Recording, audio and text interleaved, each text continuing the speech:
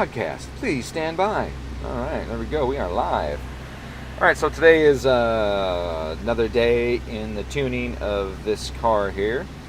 This is an 05 STI again with the 234 cams, G30-770.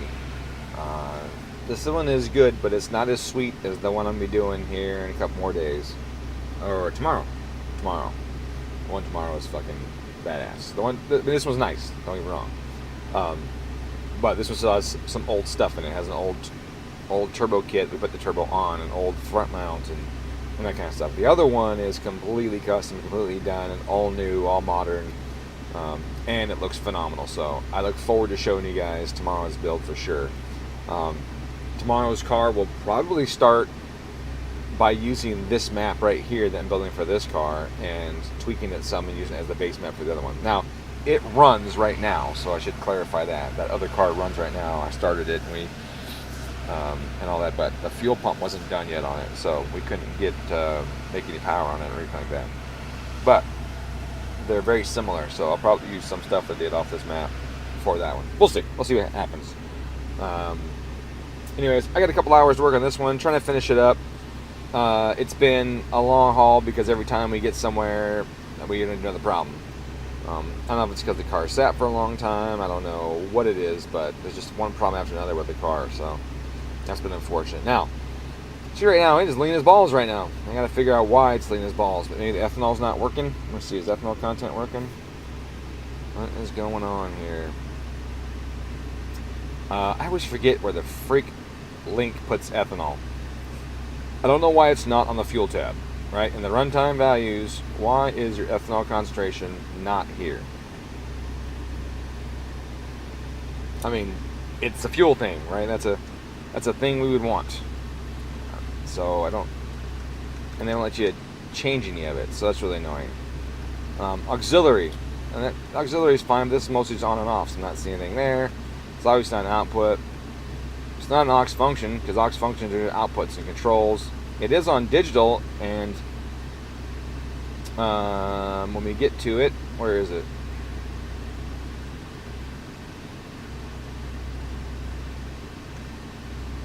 This thing not have an ethanol sensor? Thought I did. Should have.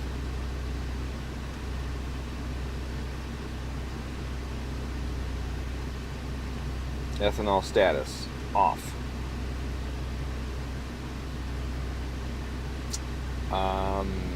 What? None. Oh, well that works out.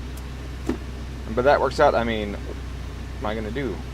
I think it's DI11 if it is here.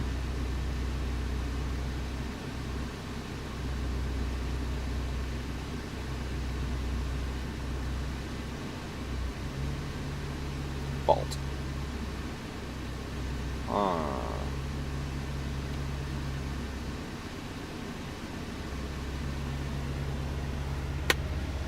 Great. This is somebody else's car.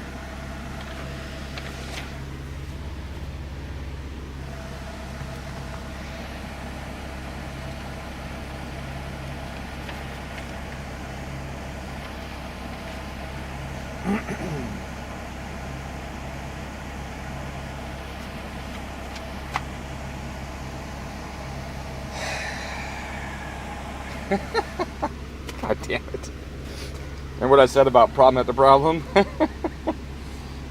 That is so weird. I swore this thing had ethanol working earlier. I could have swore it was on 20% ethanol at the start of the tune.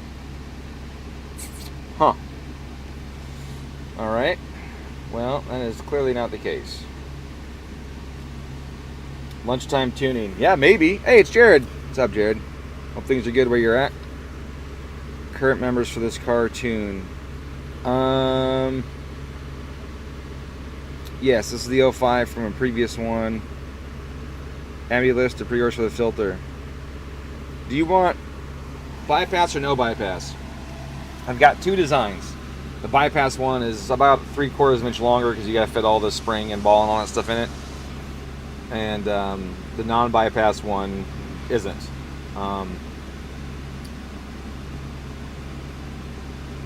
I'm not a fan of the bypasses because they usually sit at the bottom of the filter where stuff gathers, and then it opens, and then the oil rushes by it and picks this stuff up and shoves it in the engine. So I'm not a fan of bypasses. I don't. I think bypasses should be somewhere where you're not going to pick up crap and stick it in the engine. So to me, a sandwich plate with a bypass would make sense. That would make more sense to me. Or at the top of the filter, which I could potentially do. I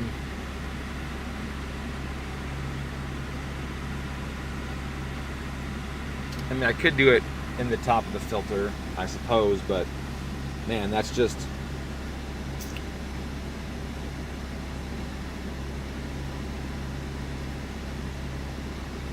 that's a lot of crap to deal with to make it work. But you see what I'm saying? Like, all these factory filters have bypasses in the bottom, and that doesn't suit me. And when I see how many times I personally have had engines fail bearings at cold startup, I can't help but look at the bypass as the problem.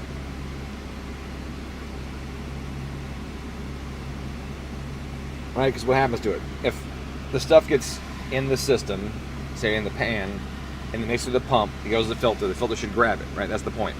The filter should hold on to it, keep it from going into the engine. But that also keeps it from going back into the pan again, because the oil filter bypass in the pump that controls pressure can get fouled with stuff and stick. And it's got really tight tolerances too, right? So I don't want to have the stuff leave the filter, go through the engine, pass by the bearings, get back in the pan, and get sucked in the pump again, and give it one more shot at getting it, stuck in the relief. Because when you start the engine cold, if the oil filter bypass is open, well, your oil pump bypass is also open. So you're going to be flowing oil through that bypass. So you're going to have stuff going through it nonstop. And then that particle or whatever could just easily get trapped right in it. And then when the temperature goes up and the relief goes to close again, to control pressure, it gets stuck open. And that's what I see all the time, is that, with the exception of one time, every time I've spun a bearing, I've started the car, walked away to grab something, come back, and it was knocking. So I don't like bypasses. They scare me. Previously, this car did a lot of power. That was a question. Let me answer that. It was 5 and change. Go to graph. That's my side-by-side. It's not that, obviously. Let's bring up the last run on this thing. I'll hit a couple because I don't recall if we had good ones or bad ones. It was 470. Let's see what we got here. 450. Okay, so it's 4 and change. All right. I thought it was 5 and change, but it's 4 and change.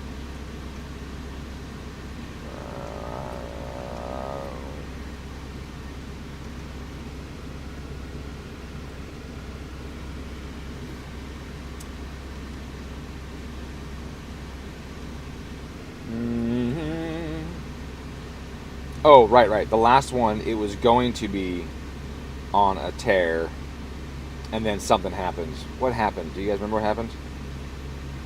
Something happened. Yeah, it lost. Blew off the boost line. That's what it was. It blew the boost line off the blow-off valve, and so that was a boost leak. That's what it was. Yeah, and we were gonna be in the 5s with it. I remember now. Yeah.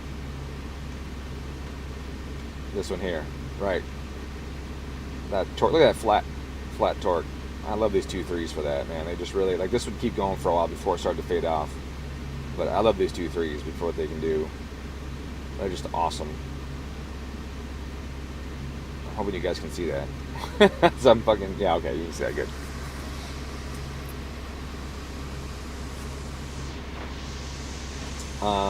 So yeah, I'm kind of against the bypass on the filters.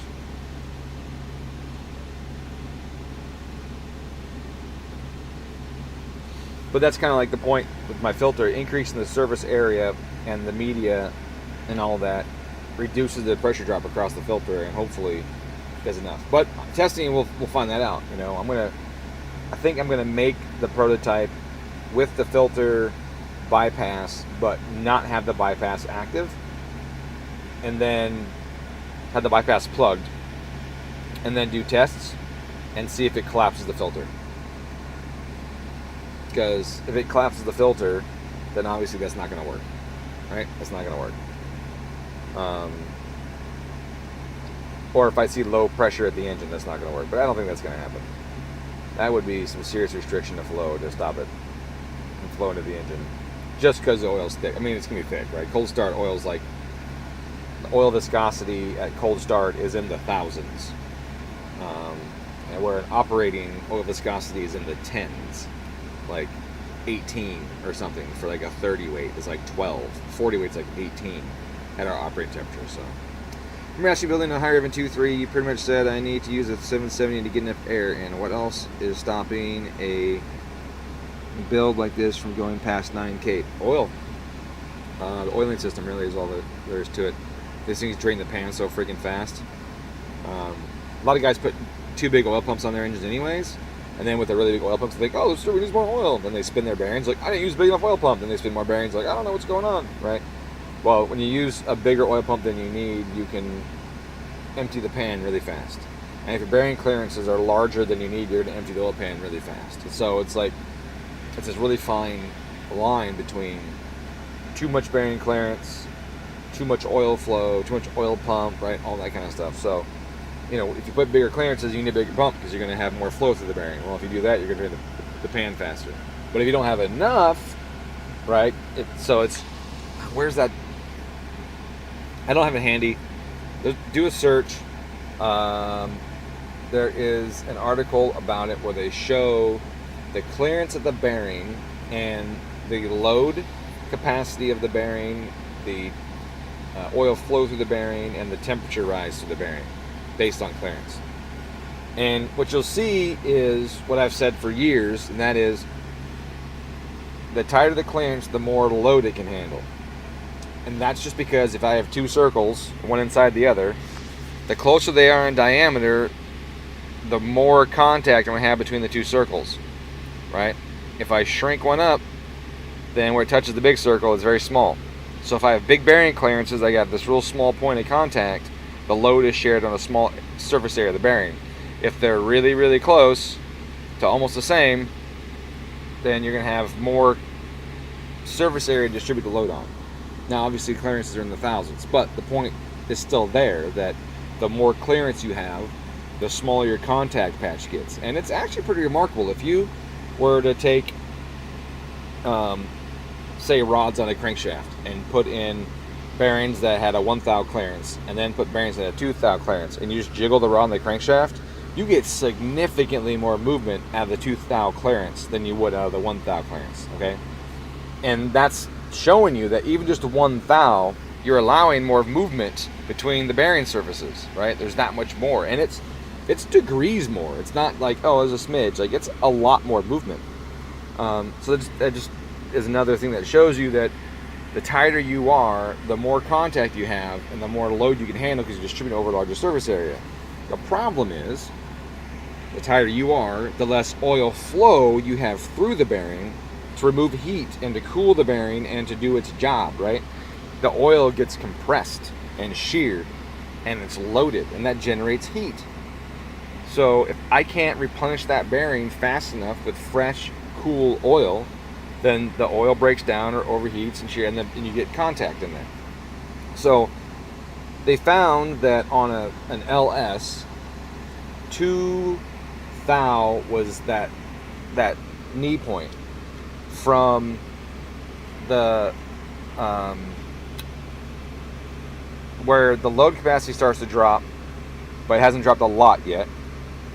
The 3 load capacity dropped a ton, but your cooling flow through the bearing was going up drastically around 2. Under 2, the flow was really restricted, and so you start getting a lot more flow at about 2. So 2 on an LSI journal, which is what, 2110, which is pretty close to a Subaru journal, was like right there, and was why a lot of guys went for the 2.2 or 2.5 because it was a little more flow, and you were still on that decline for the load capacity, but it was still higher, much higher than say 3 thou. Was way more load capacity than 3 thou.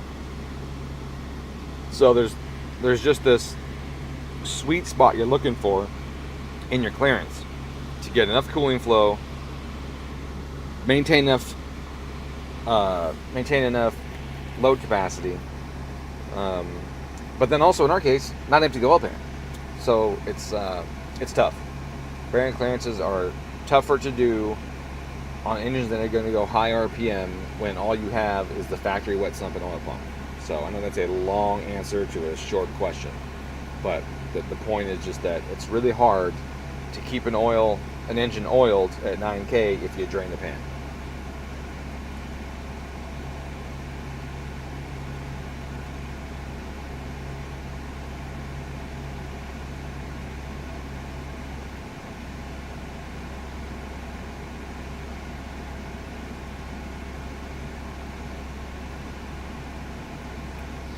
I've had some crazy ideas lately, and I'm not going to share them because they're my ideas, but I've had some ideas, and I know that I mentioned it in Discord to you about thinking of a way of fixing a lot of the oil problem in the EJ, and my belief is that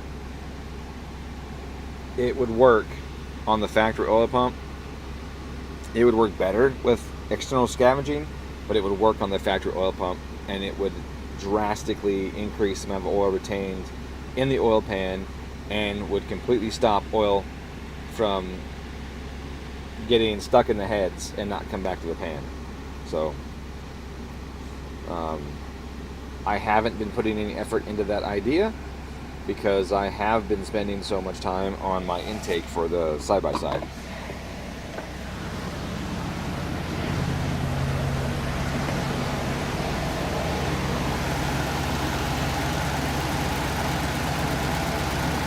Get a zip tie for this line so it doesn't blow off again, because we know that's what's going to happen. It blow off three runs in a row.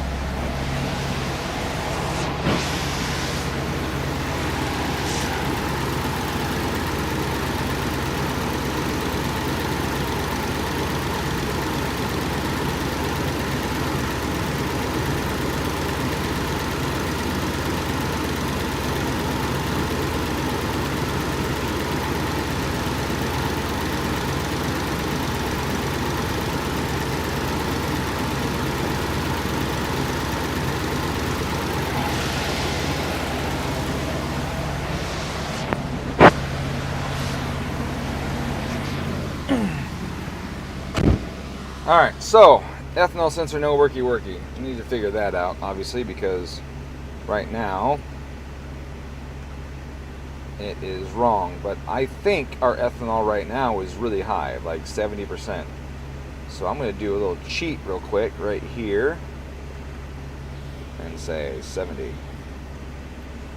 And then see what happens to our trims. Dropping some. Let me double check my multi-fuel settings. Fuel, multi-fuel, 1350s, 9:1, 820. Yep, all that looks good. Blending ratio is good. This fuel table is still low. I didn't raise fuel table 2. Yeah, it's 1 and 2 are really close. Remember we had some things going on last stream with that. Remember that? So I'm going to add what I think this should be, right around 60-ish. And that should hopefully bring things a little closer. That should be down. I guess with this gum out, I'm smacking this gum, and that's annoying as shit when someone's chewing gum while they're talking to them. And I don't want to be that guy. Not that guy, pal.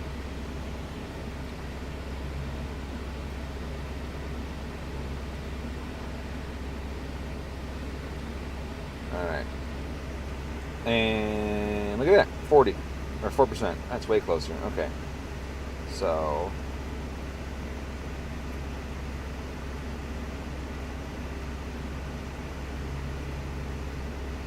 let's look at my ignition tables here. Ignition table 1. We're going to do a load of, we'll say 240, 55 is 15. Ignition table 2, 19. Okay, that's good. I like that. Okay, and let's go to boost. I don't think I have boost 2 set up all the way, right? Or do I? Oh, I do. I don't like that. What did I do there? Oh, the table didn't carry over correctly. Okay. Let's fix that. Oh, that's the wrong button. Okay, that's just a base boost table based on throttle. I can work on that later and make that nicer. See, that's a little better. It's a little high. Let's bring it down some.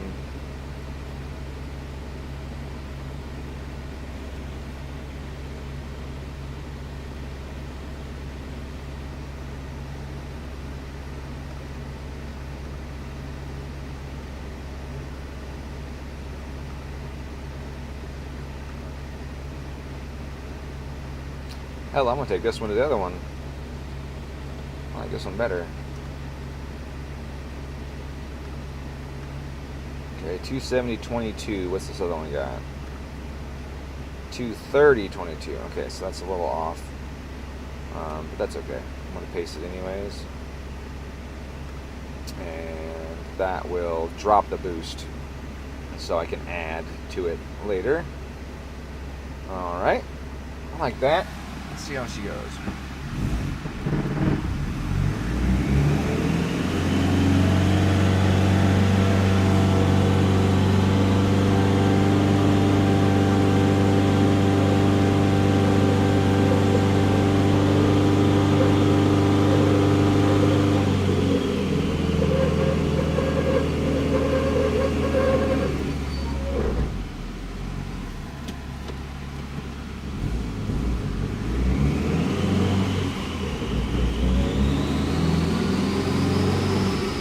Okay.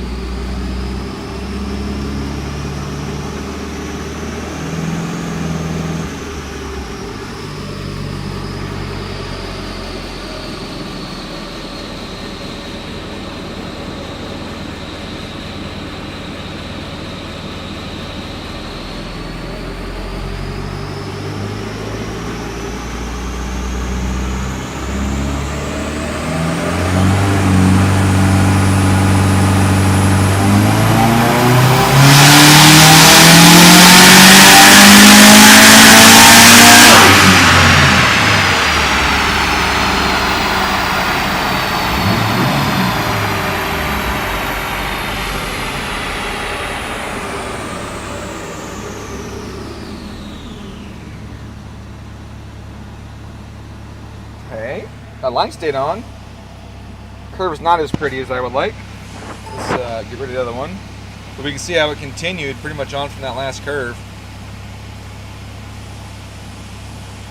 A little dip here in the middle. I think that was a boost fluctuation. Yeah, we can see it right here.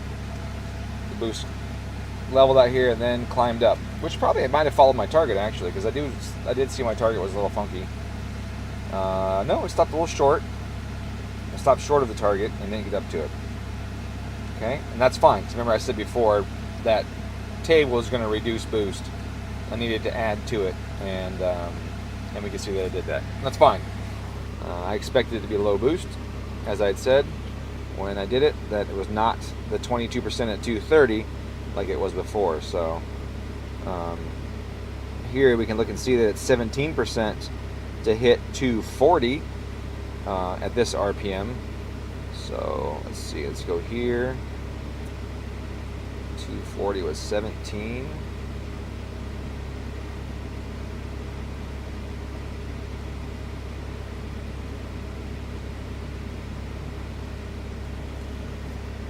Alright, so that'll raise it up, which is good.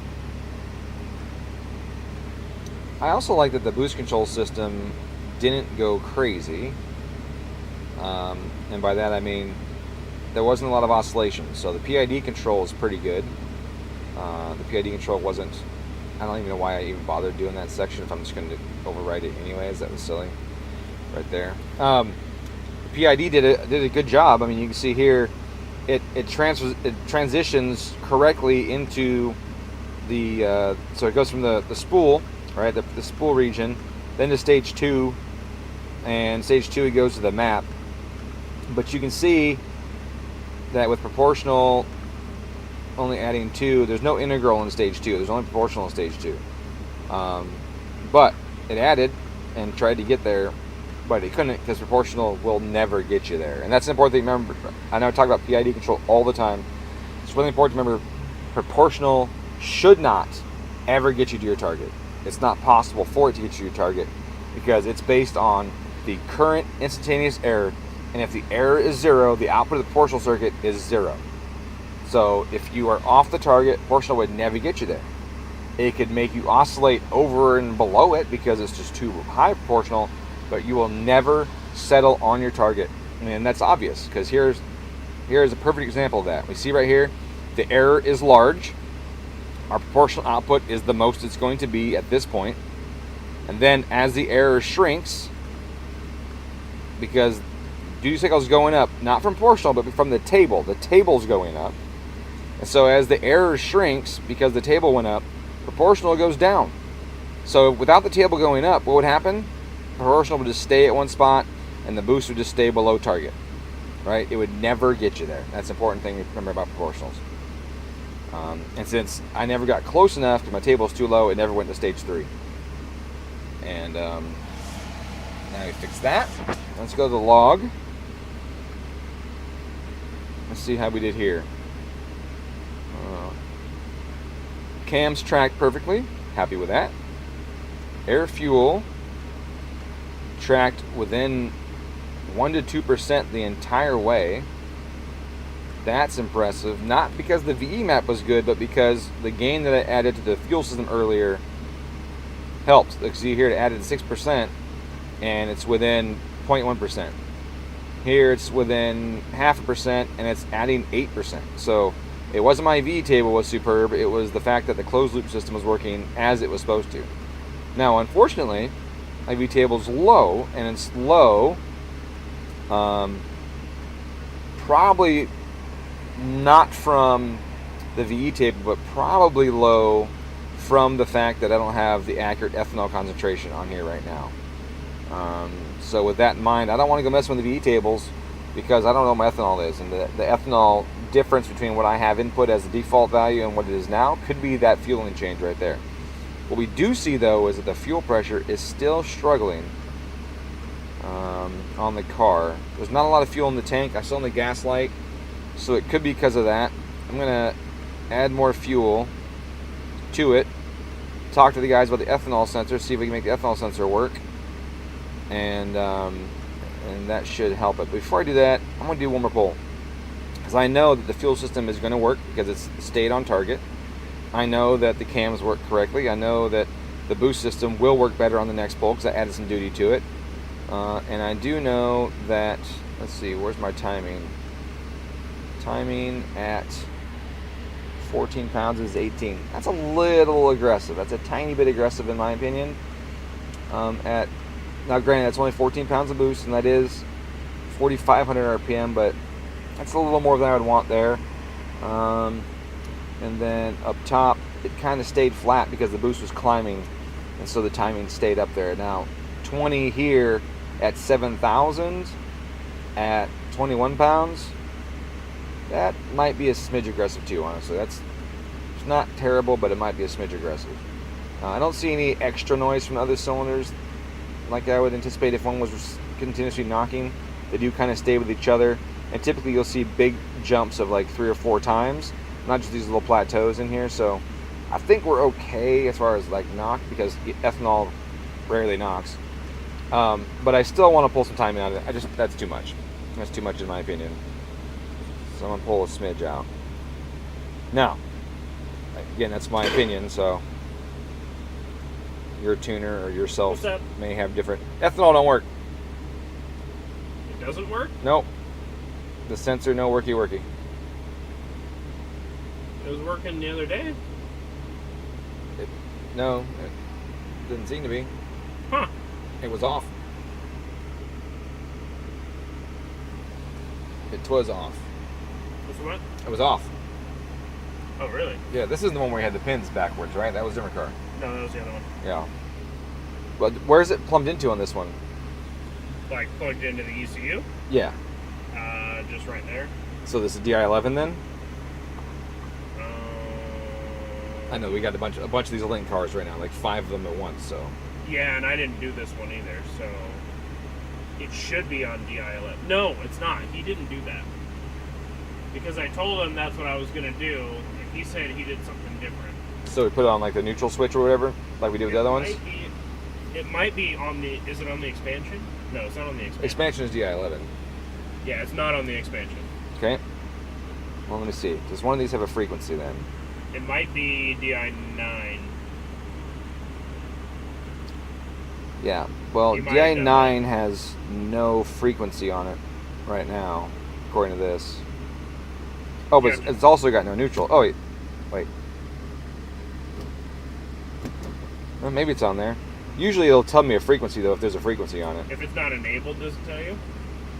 If there's no pull-up, it might not. It is enabled, but there might not be a pull-up on that one. On DI9.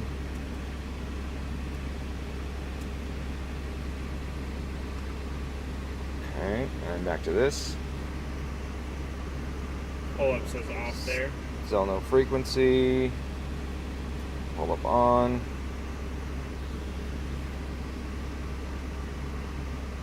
Still no frequency.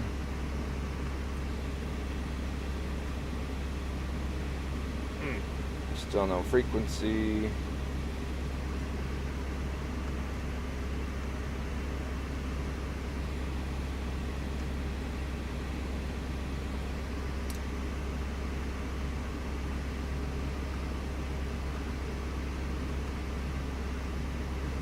Nada.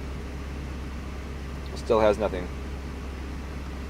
What else could he have used? I guess that's it.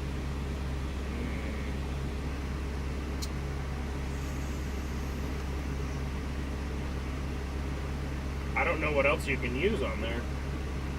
That's really it. Because we need everything else. You see, if I can see there.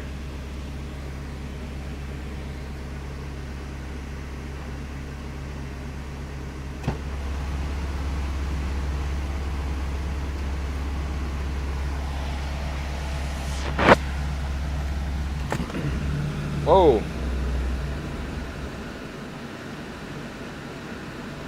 We may... Oh, ethanol's not working because it's ungrounded.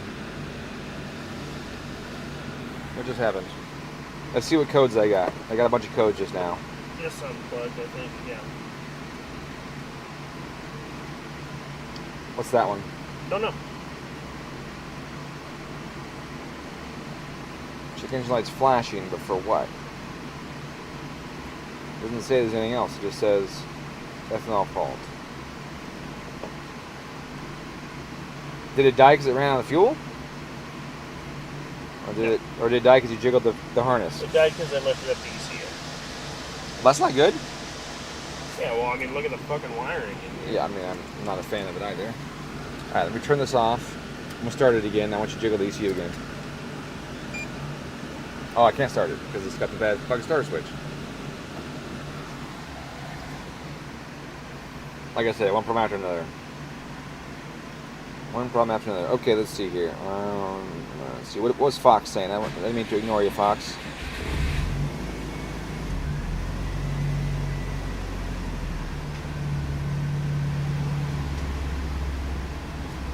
Stock 2 liter with a 218. Want me to move it? Yeah, I'm ready.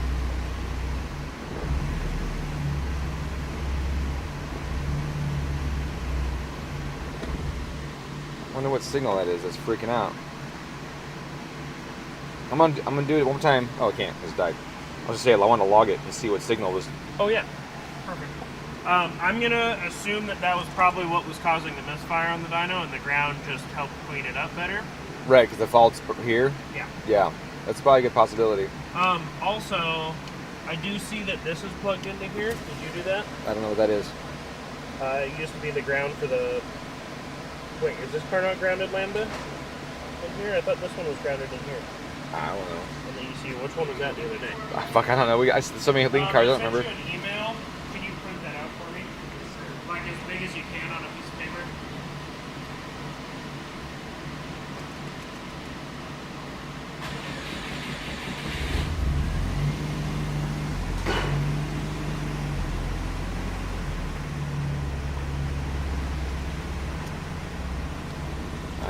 Let me get my log ready. Okay, go.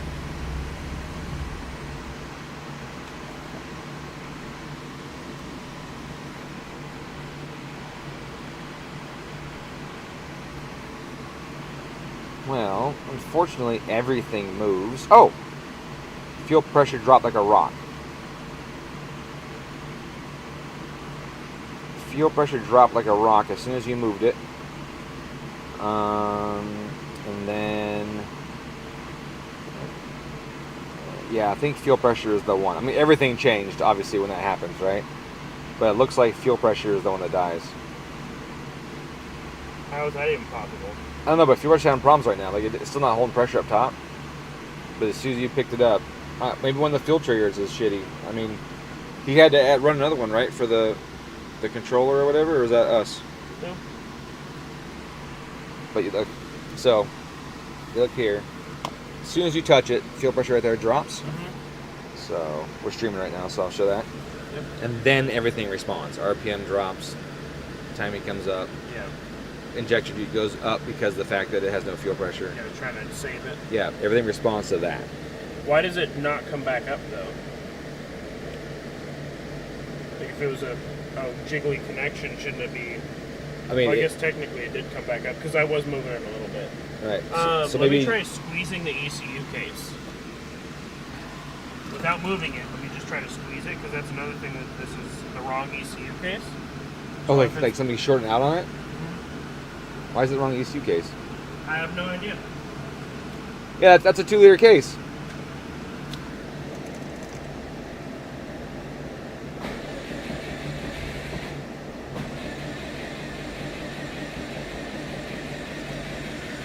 All right.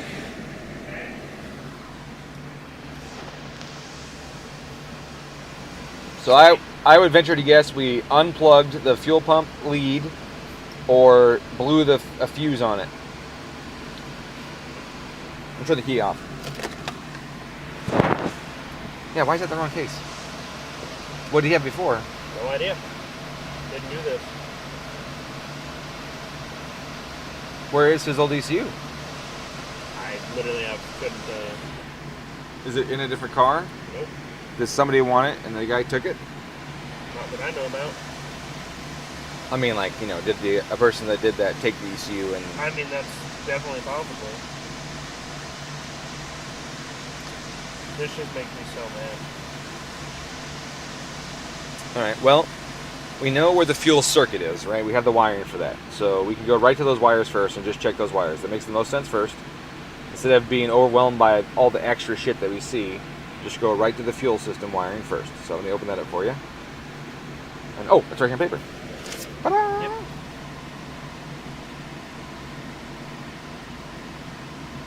I gotta go get a tester. Okay. I mean, it might be visual. What? It might be visual when we see it. It might be a visual thing that we can see is wrong. Okay. That's fair too. Wastegate, bank, trigger, fan, fuel pump speed. So B26 is fuel pump speed on the 04. Oh, this 05, huh? 0405. So it moves one pin. So it's B27 on the 05. B27. Well, here's another thing. He taps off of all this shit. Uh-huh. So it could have cut the fuel pump signal. He used it as a power or something like that to trigger. Right, you grabbed the wrong one. That's possible, but we'll find out when we see the wire. Yeah. So B27. Which connector is that one? It's the second connector. Which is this loose, shitty one that I was just holding. Oh, is it that one? It's that loose, shitty blue T-tap. What color? It doesn't tell you color wire, does it? No. Sure it's not the other one? It's the one with the two big gaps.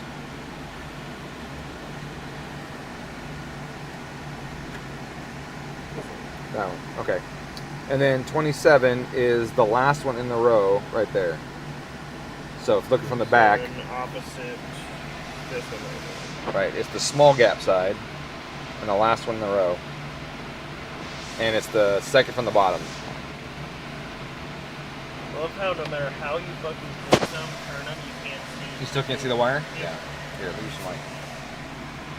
Second one from the bottom on the outside.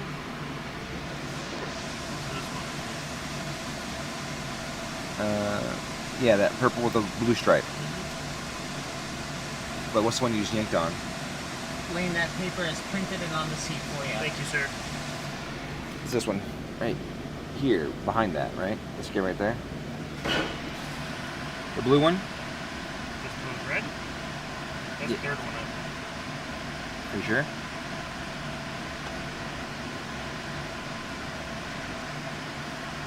One, two, three. Oh, but the fourth pin's vacant. It's a four tall one. Right? Oh, that's the top. Oh, okay. I see. I had the connector upside down. Okay. Right. So that's the one. Yep, the purple one there with the white. Is there anything tapped into that? Not that I can see. Okay, I don't see anything tapped into that either. All right. Okay, so that's not tapped into. The one next to it, 26. What's that one? It's a green one? Yep, which is tapped into. Okay. So I would assume that this is the other one then? Well, the green one that's tapped into should be vehicle speed. But why would there be a tap into vehicle speed? Well, you said it changed one pin. Yeah, from one year to the other. So 26 is vehicle speed, 27 is fuel pump speed. And what's the other one that changed? Those Where does it two. go to? They back and forth. Okay. They swapped. So 4 to 5 they just swapped the sides. One became vehicle, one became fuel pump. Okay. So this must be the different one then. Because he's tapped off of it, which is the only reason you would ever do that is for power. Yeah, but it's a green wire. That's definitely a signal wire, right? Subaru doesn't use green for power. I don't know. So what does that blue wire go to? I have no idea. Okay, well, let's take a peek. Let's drag it out some. It goes just up into the dash up here, which we don't wire anything up into here. Oh, is it for the... This meth system? Could be. But why did it be based on vehicle speed? I don't know. That's fucking bizarre. Are we on the right pin? Let's look at this one more time. Yep, that's it. Short side? Yep. Yep, that's it. And the second row up. Yeah, I don't know what the fuck that's... Maybe someone plugged this into the wrong fucking wire. And they were trying to tap vehicle speed for something, but they were going for something else. I don't know where that goes. I don't see any reason to have a vehicle speed tap on this. Unless this ECU is from something else. Alright. This cluster, I mean. Could be. Unplug it. Unplug that blue wire. That one there. That's a white one. Where is that? There's this one. Nope. The green one, right there. Alright. Can happen. Right there. Yeah, get rid of that. That's excess. Don't need it. Don't want it. Just pull it off. If something to turn on, we'll find out. Alright, what else we got tapped in there? Bunch of bullshit. That's the power there that's tapped in there. That's a switch power, so that's fine. Okay, what's that? Anything else in that plug? I don't see anything else. Well, just tapped into that one now. Okay, how about this one next to it? What's that guy? What's the blue wire there? Blue wire, I think that... 1, 2, 3 two. up. Yeah, 3 up on the long side of the... So the number 16, C16. 5 volt out. Okay? Is this C16? Yeah, it's the next one. Because No. A is still plugged in. B we just looked at. Yeah, it's 27. Because it's this side with the 4. It's this Oh, side. it's on the bottom row? 27 is what it is. I thought it was the top row. Or no, it's actually up Yeah, one. it's 16. 16, okay, Yeah. yeah. So 16 is just 5 volt out. So that goes 5 volt out to something. Okay, Um, this one No?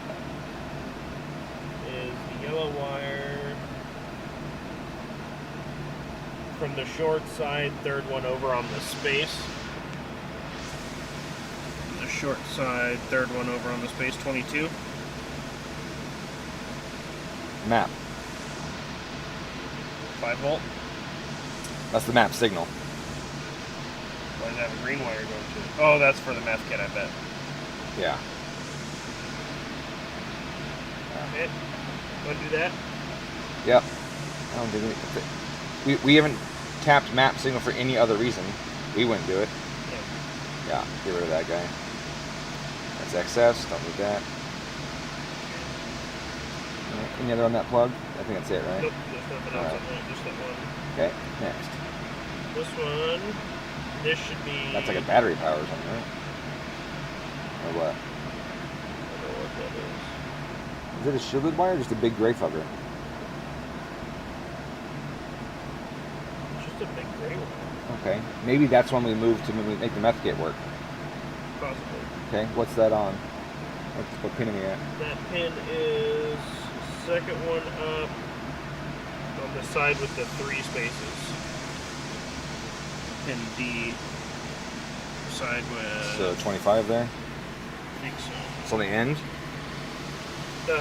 Next one up. So the end, but the one up from the bottom. This white one right here. Rear oxygen signal. There you go. That's probably the meth kit right there. Rear oxygen Yeah, that signal. looks like a meth kit wire. Yeah. It goes into that harness with the green, the purple, and the white.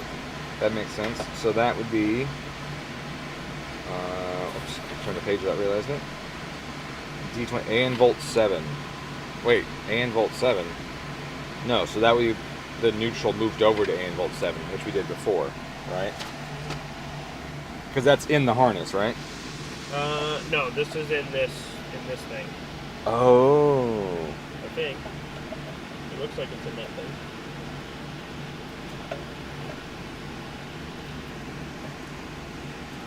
Let's take a look.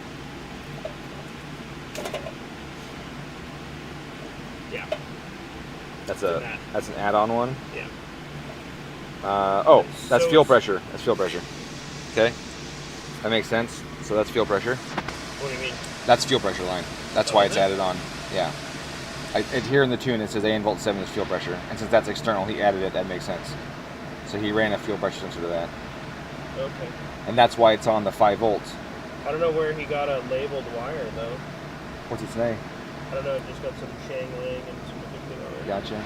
Well, that's why we got ground, signal, and then where's the blue wire, 5 volt power. So that makes sense right there, 5 volt power, power ground. So that's good. And that's it, right? Because we took the other one off? Mm-hmm. Okay. What about the very last plug that's still plugged in? We didn't look at that one yet. This one's got some shit. This has some shit.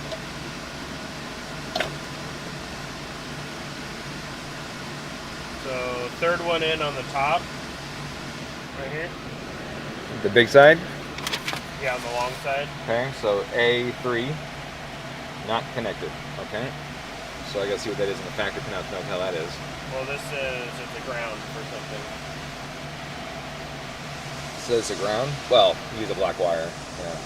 Well, no, this is a ground for the can lambda.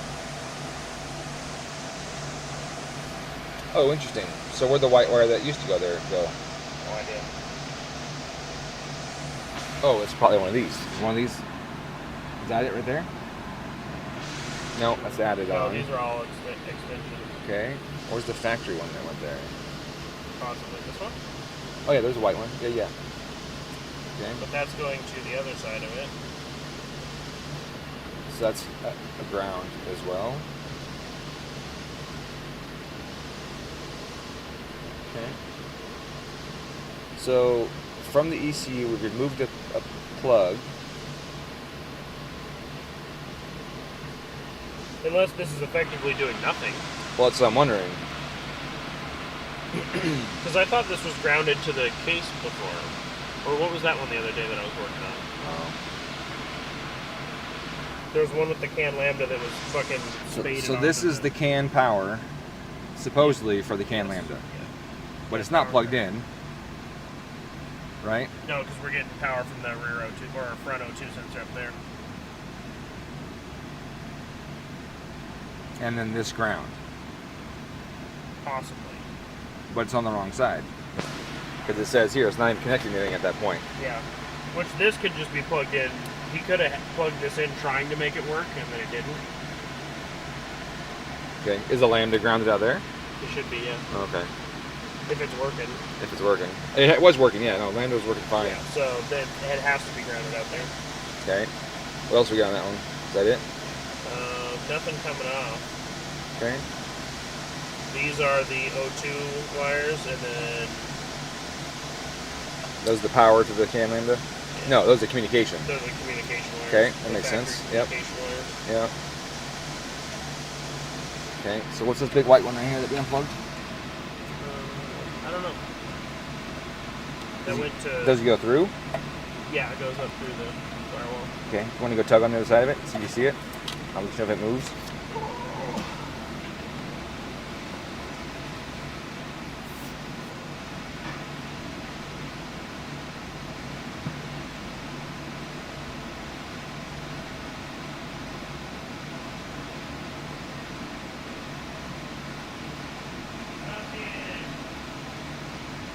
No?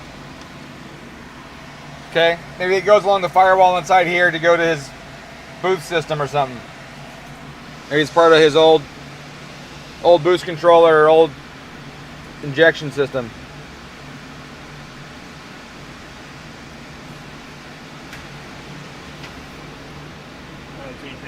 Alright, so last thing is, I think, let's take that case off and just look and see if anything's touching in there. The top off.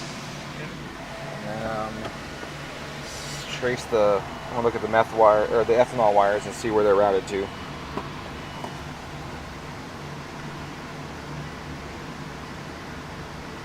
This is a very welcome answer. Is that why you love King Bearing? I don't love King Bearing. I'm waiting until you get your hands on a BRZ 2.4 liter. I want to know what makes it spin much faster than the FAWX. Yeah, I'm kind of curious about that myself. I mean, I know the cam profile is going to have a big part of that. But why that's such the restrictive rev limit? Man, there's something gooey on my, feels like electrical tape goo on my trackpad here. Yeah. Sorry. Yeah, I think it's gonna be the cams, but why would they still lower the rev limit so far? You know, maybe they were trying to just limit turbo speed. Maybe it wasn't even an engine-related limit. Maybe it was a turbocharger-related limit, and the turbo speed was too high because it's not that big of a turbocharger on a much larger engine.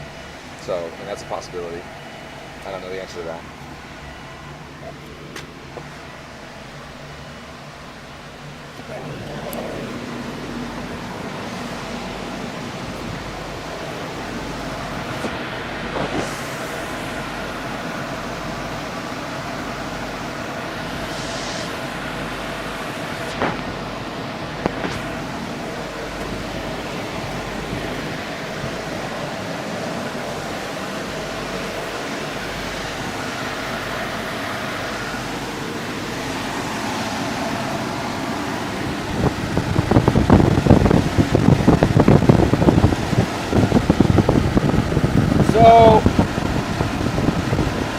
Oh, here it is. I was like, there's no ethanol sensor, but here, I found it.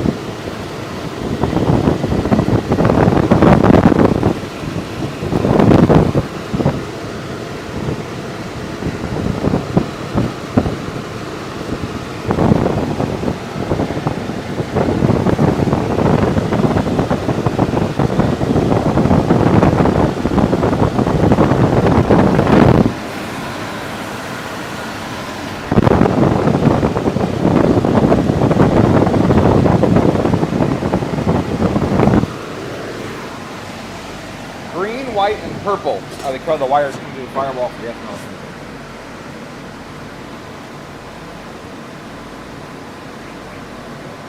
Yeah.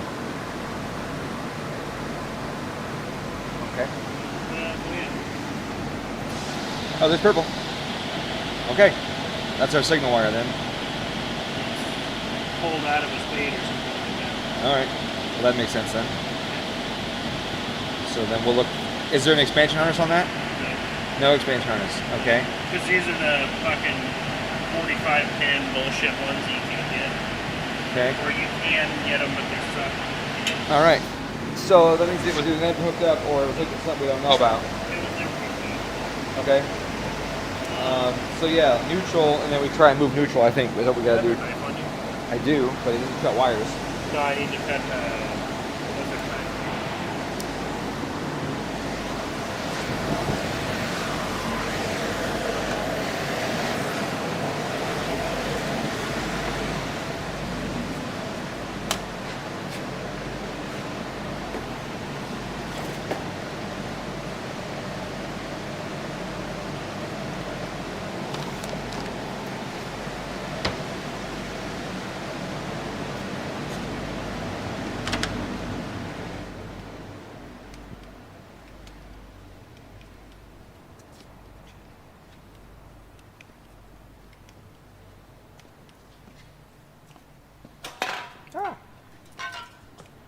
Stuff everywhere.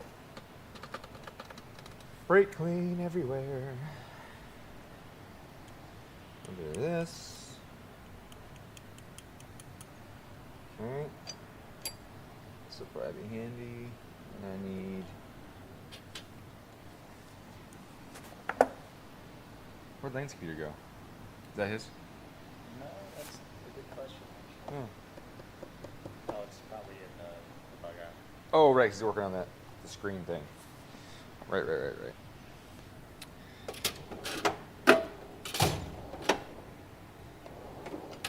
Thought that was his wiring drill.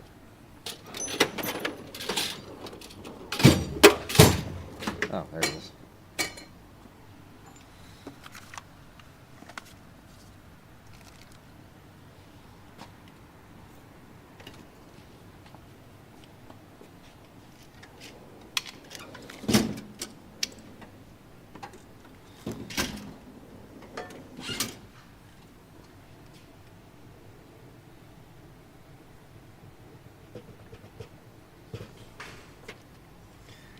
Probably need one of those and one of these. And probably need. Where are his butt connectors? Do you know where he keeps his crimpers? Never mind, I found them.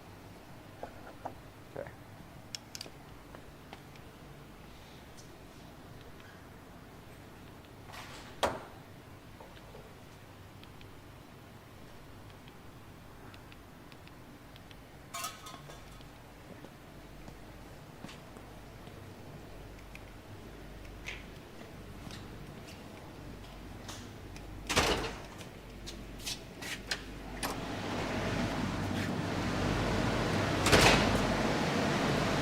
Okay, my friend.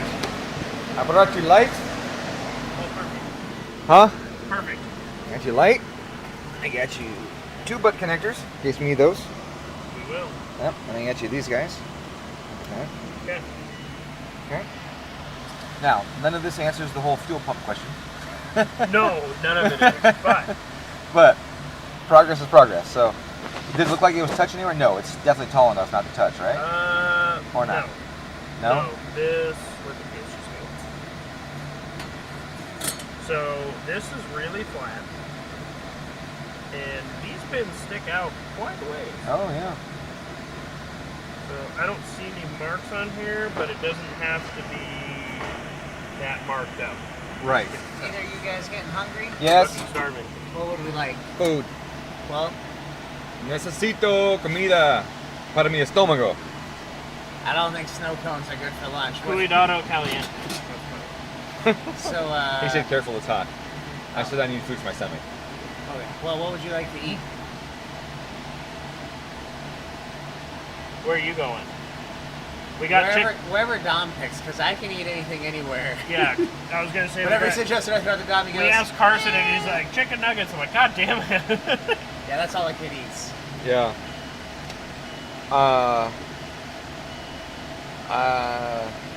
Beef or fish? Oh, I actually brought one chicken complete space time. I brought chicken breast. I'll still run and grab you guys something though. I want beef or fish. So you want the Asian You want place? pho? Or McDonald's hamburger? I guess that's beef too. Not really. Ish. I mean, yeah, Their double cheeseburgers are pretty good. it's beef enough. It's near beef. It's beef adjacent, Yeah, if you will. It is beef adjacent, Yeah. for sure. What time is it? It After is my watch. 11:30. A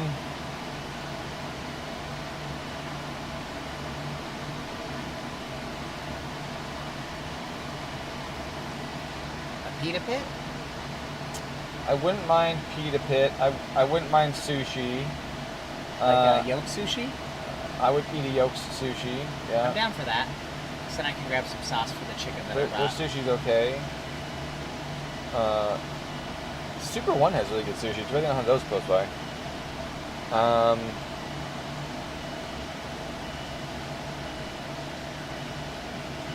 Yeah. Yolk sushi. Yep. Just Something with no real fish. and no fake crab. No fake crab. Yeah, because Give me whatever you get him. Okay. Just one of them. Real fish, no fake crab. 1 and 1. Got it. Thank you. So just connect this here. Sup, dudes? Nice Caros. Oh yeah, these seats are pretty nice. I don't know what class they are. Discontinued them. Yeah, Can't get them anymore. I believe it. Recaro, most Recaro got fucking drove into the ground, didn't it? Just recently, yeah. Yeah. But these got discontinued years ago. They're super sick. All right, so They also had them in cloth, the exact same seat, which is really cool. they have it in cloth. Yep. But this exact same seat, you could get in cloth as well. Or whatever fabric lab or whatever they use.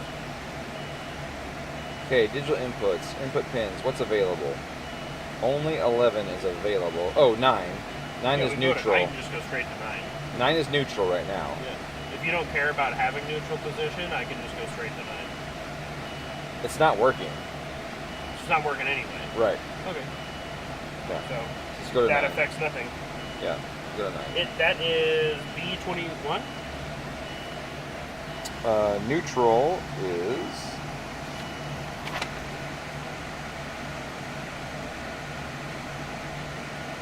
D9. Delta 9. Plug D9. Delta. A, B, C, D. Yep. Really? Yep. We Oh, did we did D9 test to on. C21. That's what it is. That's Oh. what I moved to neutral. D9 to C21. Like chess. Oh, on a different car maybe. This one, if you went to C21, there's nothing there. B21, there's nothing there either. So you're talking about the 07 ECU. You did that on the other guy's car, right? Could be, yeah. Well, that's another thing too. Is I got 4 Link cars, 2 of them one way, To the other. to the other. Yeah, I know. I know. There's a lot of link cars and stuff. It's definitely confusing. It's driving me nuts. Yeah.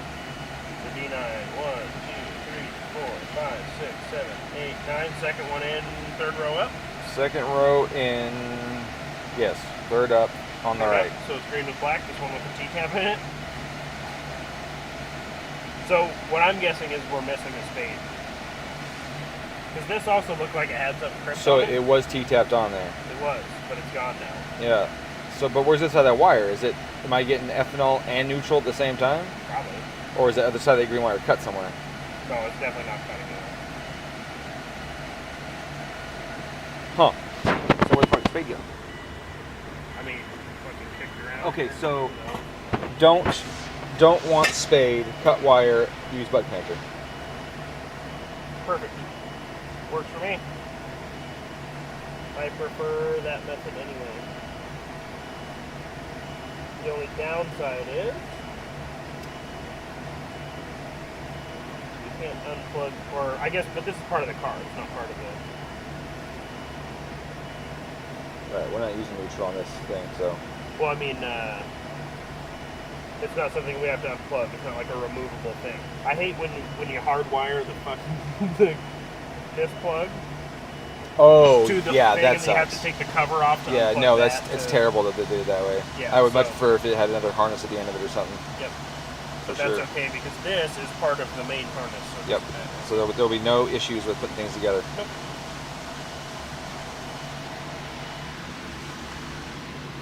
For being so strong too, the other guy couldn't fucking crimp anything. I have a video on my phone of me pulling out wires, like just like this, just grabbing them and going, pulling them out of stuff. It was just brand new crimp from That's crazy. the day before. Yeah, Just it's finishing up. tough when you use really small wire and you use a butt connector that's a little bigger. It becomes a definite issue. Or with those, because they have insulation on them, you're supposed to use the flat ones. Yeah. But the flat ones don't squeeze enough, so you can use one with the tooth. Use one with the tooth, and then it breaks the insulation sometimes, It right? does poke a hole sometimes. Yeah. for sure. So it's definitely.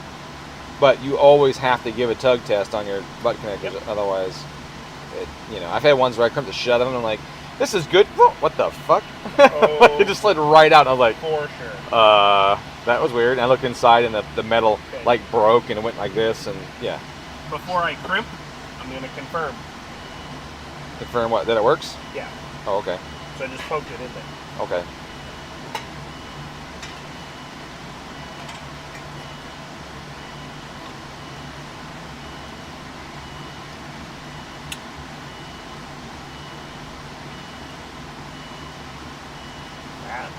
Lock does not lock.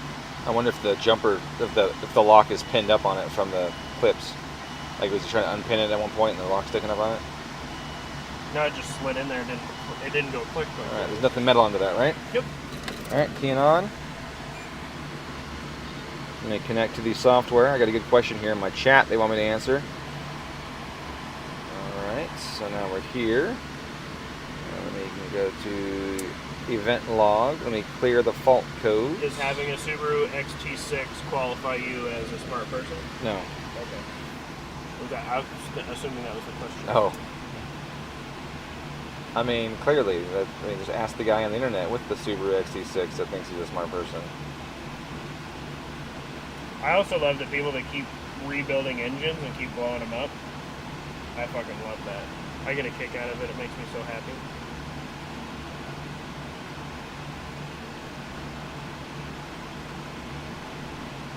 It's not that difficult. Guys keep blowing them over and over again? Well, they keep rebuilding them. They'll blow it up, take it out, rebuild it. Not change anything. Put it back together the exact same fucking way. Or go to the exact same fucking tuner, or use the exact same fucking machine shop, or the exact same fucking techniques. You're like, maybe something's going on. I got nothing. No ethanol? No ethanol. But there cannot be power to it either, right? So it's purple, green, and something else. Yeah. So green is ground. White is going to that yellow, which should be power. Okay. But is that also fuel pump power?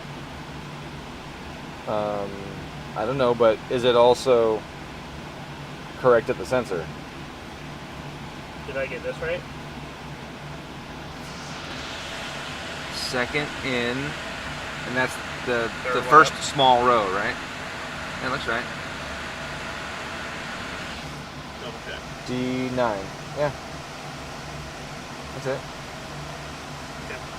Mm-hmm. All right. And here D9 says neutral signal DI9. So D9 is DI9. It's definitely on that, but I have no inputs. So. User.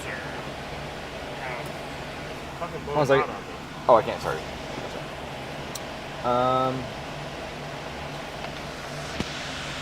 Everything's worked except for the ethanol. So we just need to make sure that it's got the right power and ground the right direction on the sensor. I saw that purple was the last one. Signal's the last one on one end of the plug, right? I don't remember. I've wired in 150 of them and I don't remember.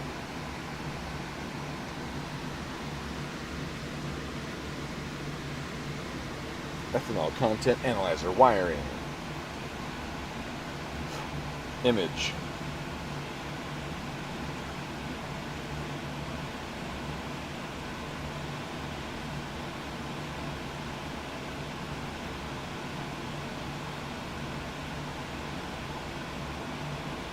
Okay. Power ground signal.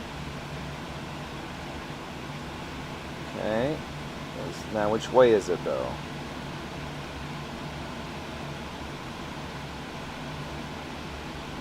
Because if it's like this picture, then it's backwards. Well, that's good because these are spades, so I can just go boop boop. No, I mean power ground signal, all three are backwards. The way he's got it up there. If this drawing here is correct, it's somebody else's drawing, so Oh, I see. I'm trying to find the actual picture. Like, see this guy here, and then what does that show?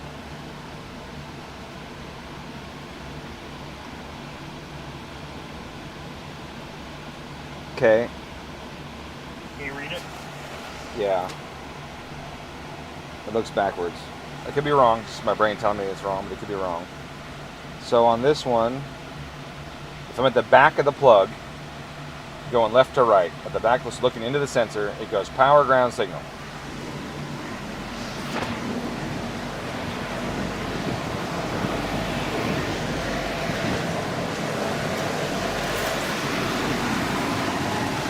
Back of the plug. Where is it? Yeah, it's backwards.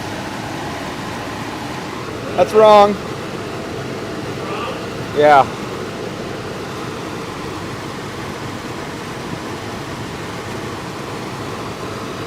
Green is ground. Is that right? Just the middle, right? He has green as ground. Okay, so power on this is purple and signal is white. Let's change it up there. Is that easy?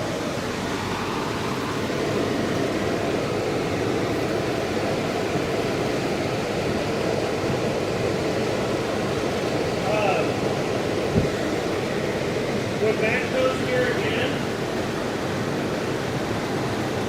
I'm gonna get a de-pinning kit and some other shit that I'm figuring out. Yeah. Just gotta pop that apart. Swap those two. Pop the outer one. Yeah.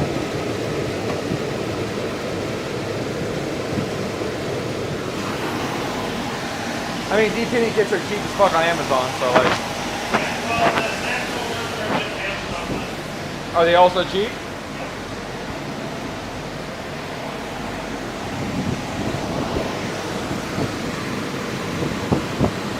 Yes, they are. And then I can just live back here. Yeah.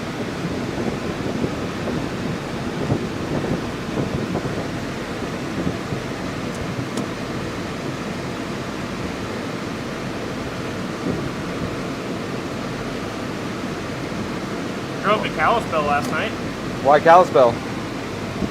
on an e-bike. You bought an e-bike, Yeah. and then I bought a keyboard, Huh? and then you bought a keyboard, and then you bought an e-board. Maybe. Yeah. I bought a. I thought you owned an e-bike already. My mom has a specialized one that I've been riding, but I can't ride it at home. So You've been borrowing I your needed mom's. my own. Yeah. Gotcha. Well, my mom has literally not rode it. Sure. So, Your dad bought it for your mom for his birthday. yes. Well, no, he bought it for her so that I could go hunting. That's exactly what happened. This is so annoying. Want me to push and pull while you do the thing? You just gotta get under them. They're like well, I'm just trying to not break it off because I've broken a couple of them off. Yeah, it sucks to break them off. If you lift them up too far, they just fucking pop right off. You pulling that purple one? Yep. No. There you go. No. No, fuck. Nope. Go ahead. I got the wire now. I'm pushing up to aid in the resist. There you go. Oh, almost.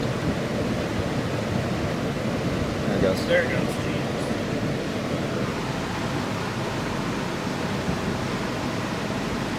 So yeah, drove to Kalispell left here, went home.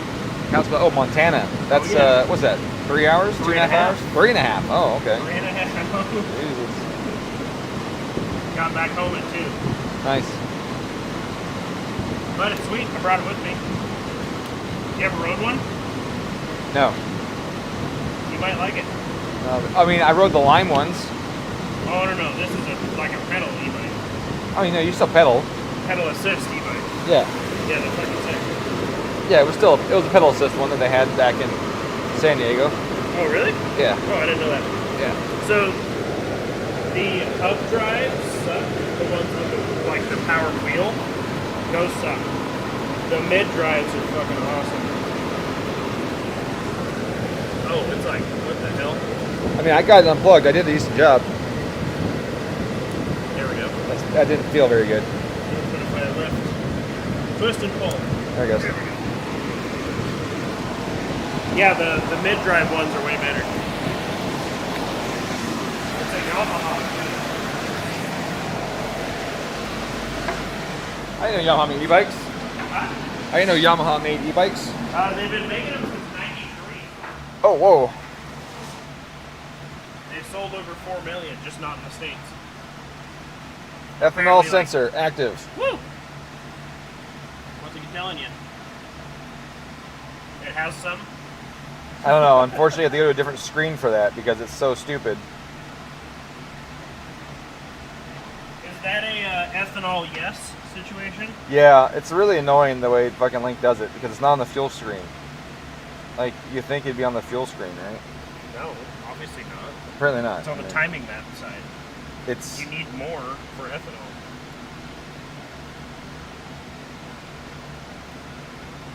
I never know where it's at. I always forget. Use your brain. I'm looking for it. ECU, fault codes, flywheel, voltage, temperature, lambda, status, ethanol. Nope. Here we go. Where's it at?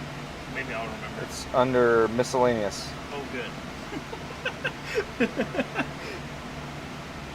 Oh, that's funny. What's weird is I have the same percent ethanol and the same ethanol temperature, 46. What's up? Who's that? Woo! I would have been here a few minutes earlier, but I remembered hamburgers in the last second and I ended up fucking ordering those. That's alright. I made the cheese sticks, though. Not on the menu, just something I made.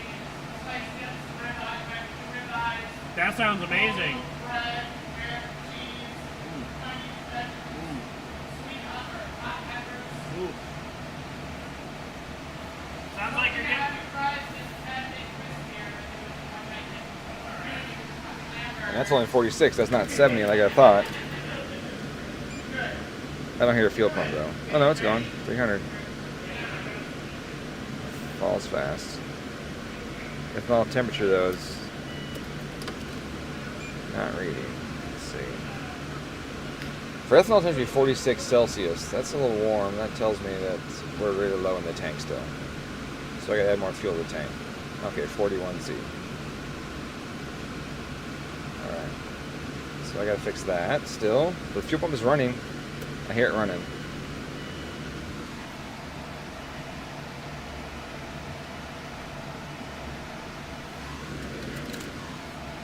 Turn back on.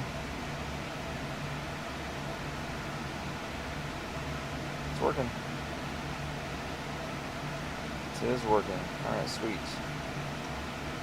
Bolt-on cages. Alright, Dyno, here we go. Bolt-in cages.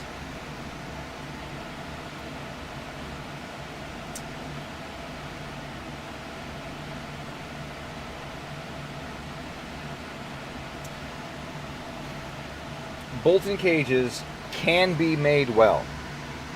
The issue is that most aren't. Right? Most just aren't.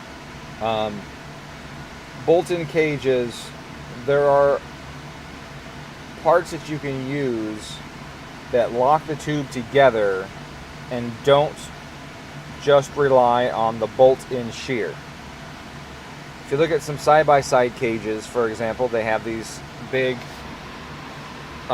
junctions, that's the best way I could say it, right? Solid metal that's welded to both sides, and then they jog half over, and then they have little teeth in them too, so they go in, they lock together, and they usually have a little ridge around them. So lock together. There's a bolt-in shear, but they're also locking together. So the clamp force is sharing the shear load with the puzzle piece, you know, receiver groove and everything that's in them. Reducing the amount of those that is used is always the key. There are also certain points in the cage where you don't want to have junctions. So if you get a cage that's a bunch of small pieces with a bunch of fittings that all go together, it's probably going to be weak as shit, loose and rattly. So I guess the thing is that they can be good, just most of them are not. And cages on a streetcar aren't a good idea anyways, because that's something hard and steel for your head to bang against when you wreck.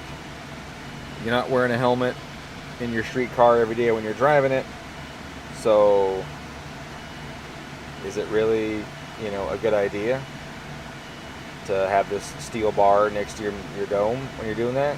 No. So in that case, something that you could unbolt so that you can drive your car on the street without a helmet, that's a good idea. But the method by which it is bolted together are both extremely vital. And with aluminum cars or fiberglass cars, it's difficult to get good contact. So you need large reinforced base plates with large sandwich plates on the other side that are properly contoured to match the fiberglass or the aluminum, and significantly reinforced so that the load is distributed on the largest area possible. Having a pad that's 2x2 that's going down to the fiberglass is not going to cut it. And on the aluminum, that's not going to cut it. And you think, well, why? It's stronger than the fiberglass. Well, it's because the force of that cage might be laterally. And when you have two plates together and bolted them together, if you have a shear load, your load is not only on those bolts. And that's something that a lot of people think, that, oh, it's like your flywheel on your crankshaft. Those bolts are not only in shear. Or the only load is not the bolts in shear. The flange to flange friction is a significant portion of the load carrying force in that direction. That's why when you pull a flywheel off, the flywheel bolts are still usually centered in the hole. The flywheel's not turned sideways up against the bolts. The holes aren't oblong on the flywheel. That's because those bolts might be in shear, but they're not experiencing shear force. They're experiencing tension force because they're sandwiching those flanges together, and the friction from flange to flange is what's transmitting the power. It is not the bolts transmitting power. That is a huge, huge misconception in every fucking forum, every Facebook group known to man. For some reason, everyone thinks that, well, if they bolt together, they're in shear. Well, they're not. It's the flange to flange that's doing it. And the reason there's so many bolts on a flywheel is because your flange diameter is relatively small. So you have to put a large clamp load on that surface so that you increase the friction between those two and you don't break the coefficient of sliding friction, or static friction. You don't break the coefficient of static friction and become sliding friction, okay? So they have all those bolts on there to sandwich it hard and put a good solid load on that flange to keep the friction of those flanges transmitting the power to not put those bolts in shear. That's really important to understand. And so that applies to the cage. If I have an aluminum piece and a steel piece on top of it, they don't have the greatest friction coefficient until you get some dielectric corrosion between the two of them, which will happen. They will corrode eventually. That'll help some. But you still need to have a good clamping force. And most of those cages and kits will not have a significant clamping force with just 4 small bolts holding it to the thing. So you need more surface area and more mounting points to increase the clamp load on that. And that's why I said it's got to be thick. It's got to be the same contour so that when they come together, they are forced together. They're not just loosely on there and it's able to wiggle around and all that kind of stuff. You want that clamp load on those flanges. So what's my opinion? Opinion is that they can be made strong, but most of them are not. That is my opinion. Sportster CS. Yeah, these are sick. No, they're comfortable too. I would like a cloth version though. I prefer cloth seats over leather seats. So, alright, I'm gonna grab my lunch. And I'm gonna come back and work on this car some more. I don't think I should leave the stream going, but maybe I could. I don't know. It's up to you guys if you want to hear us banter back and forth while I eat and I'm mouthful. I don't know what you want. But yeah, I'm gonna do that. Then we're gonna see if all this stuff is working. Ethanol is working now. Things are working now, so that's all good. The line didn't blow off on the manifold. That's good. Obviously, I gotta make that boost curve less wiggly once I fix the. Well, now the ethanol's fixed, and the boost control, which is hopefully fixed on this last change, should get rid of the wiggliness. I think we'll be in good shape. However, I see another error popped up. What's the error? I'm not connected. Oh, okay. That's why. All right. So I'm gonna go eat. I'll just leave the stream running, and if I come back and there's 0 viewers, then I'll start a new one.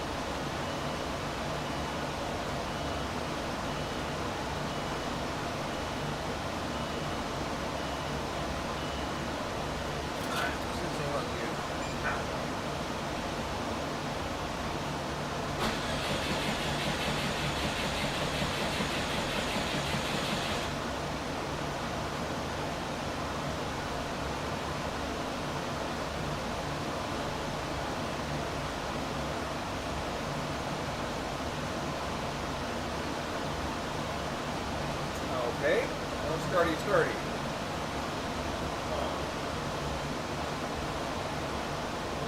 Alright, what's going on? Why is she not starting? Let's connect her again. Alright, why is she not starting?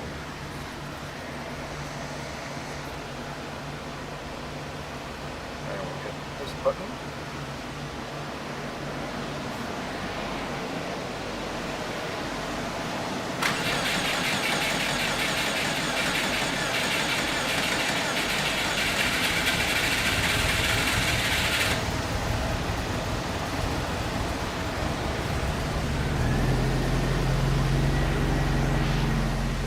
That was a long crank.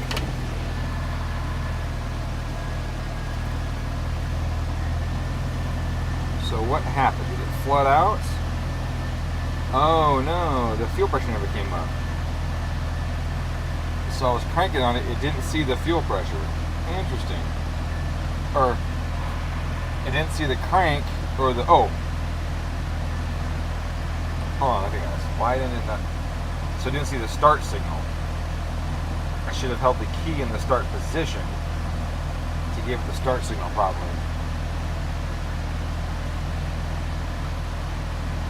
Since I was using the thing out there, and it took a while to get there, the fuel pressure dropped while I was getting out there. So I think that's what it was.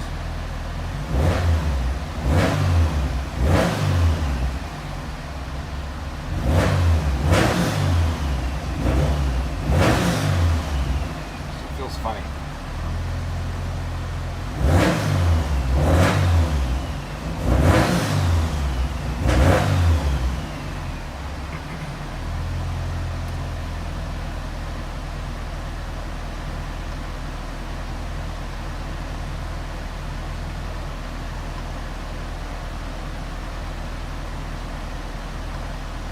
Definitely leaning on the tipping. Big time leans on the tipping. Okay. Now my coolant temp's a little low. I'm not full operating temp right now. Close though, but not quite there. So I could increase the tip and enrichment on this thing in that area where it's colder. That's usually needed. Here in the cold correction table. Yeah, see that's way low actually. Why is that so low right there?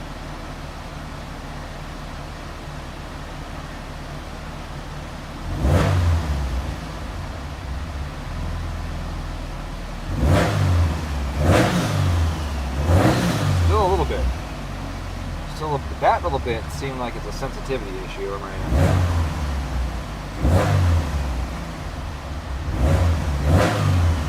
Yeah, right here. Let's take that guy. Let's add that.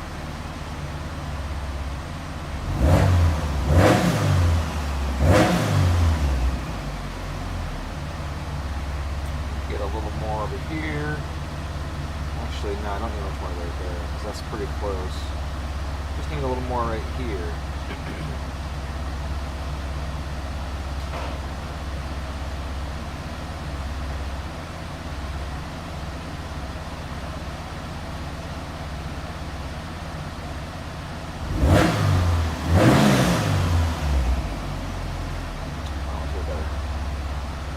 Much, much better.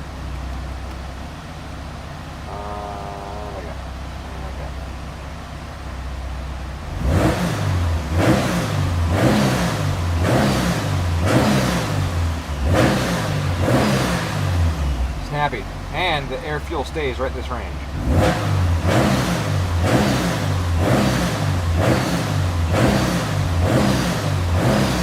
See that? It's not doing these huge dips rich. Not doing huge dips green.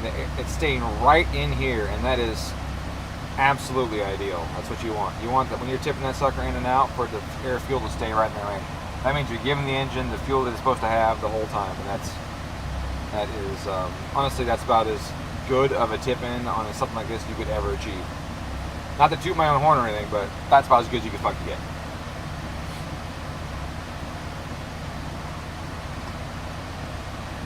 I'm late. Can you start over? Yeah, no problem. Let me do that. How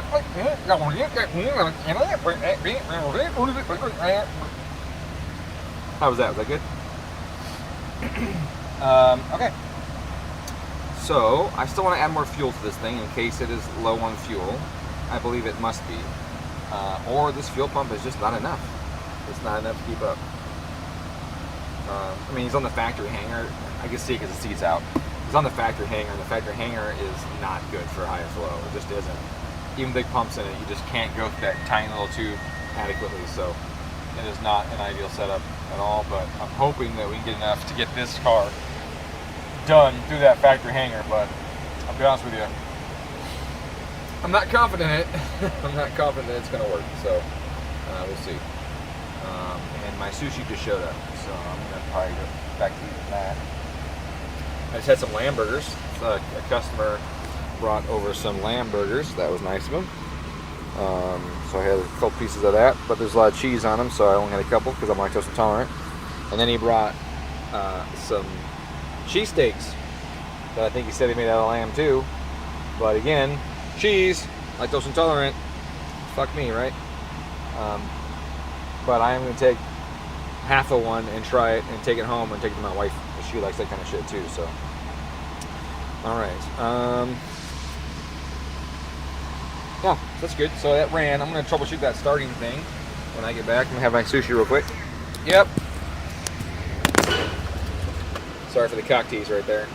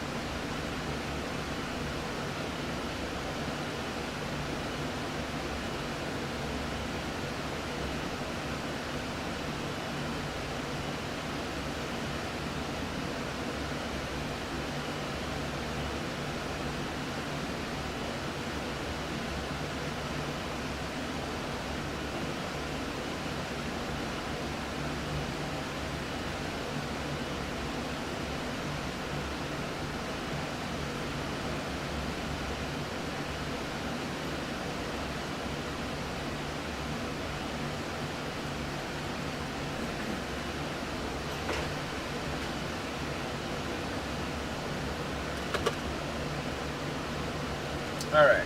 I'm gonna turn the key on and run to that starter button. Because the starter isn't working this thing right now.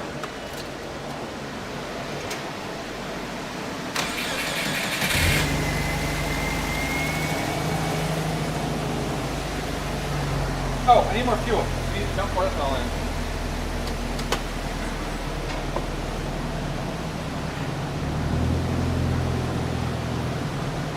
This is half full there on the left.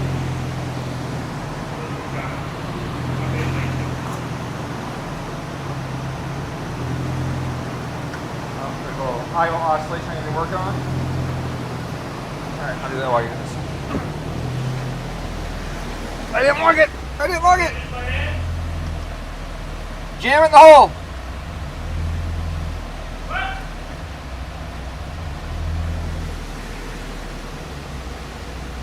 What? All of it? Yeah.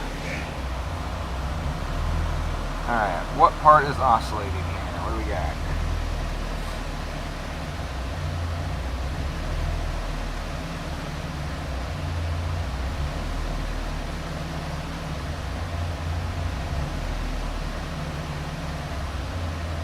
So it's 2 lean right there. But it's rich right there. Okay, I'm confused. Why the big swings? Those are some very large swings.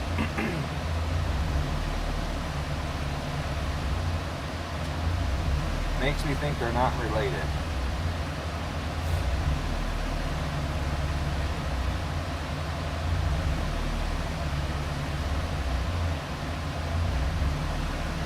Really, what it makes it look like is this.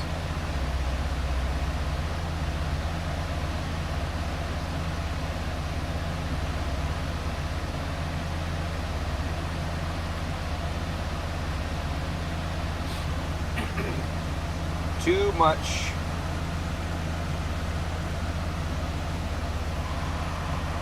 So, I've talked about loop transit time before, I believe, with you guys. So I'm gonna do it again real quick. You know, there's a time from when you look at that, and then I change the transit time and steady. So there's a time. Thank you. What? How much did you put in? Full 5 gallons. Full 5 gallons. All right. So that means if the fuel pressure keeps dropping, then it's a pump issue, because we know it's got fuel in it then. Yes. All right. So let me try it. Let's find out. You want me to wiggle it? Oh yeah, wiggle the ECU. Let's do that. Let me log it again. Okay, Yep. logging. Okay, so it has nothing to do with the case, and everything to do with the wiring. Yeah, it just shut right the fuck off. Okay, Okay. so now what I'm going to do is move individual external wires. So all the T-tappy stuff, I'm going to do that. Okay.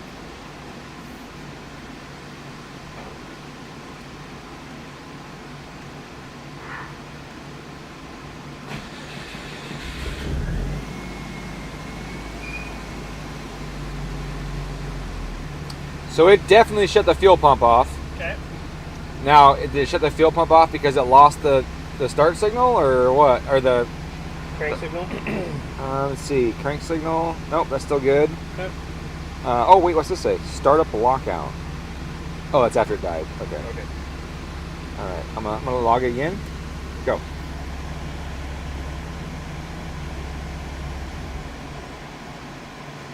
Well, I found it. That was definitely a wire that had an effect on it. What wire is that? It's this one. It's that power wire or ground wire. Unplug the T-tap on it. Yeah, it literally touched the wire. Yeah, I saw that. Fucking. I wonder if Wire has fuel pump signal? no, it's not. It's a I'll tell you in a second.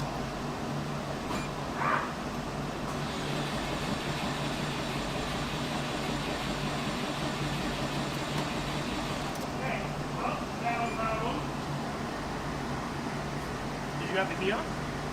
Yeah, I cycled it real quick just to double check, make sure it was good. Try it again. I've got no fuel pressure.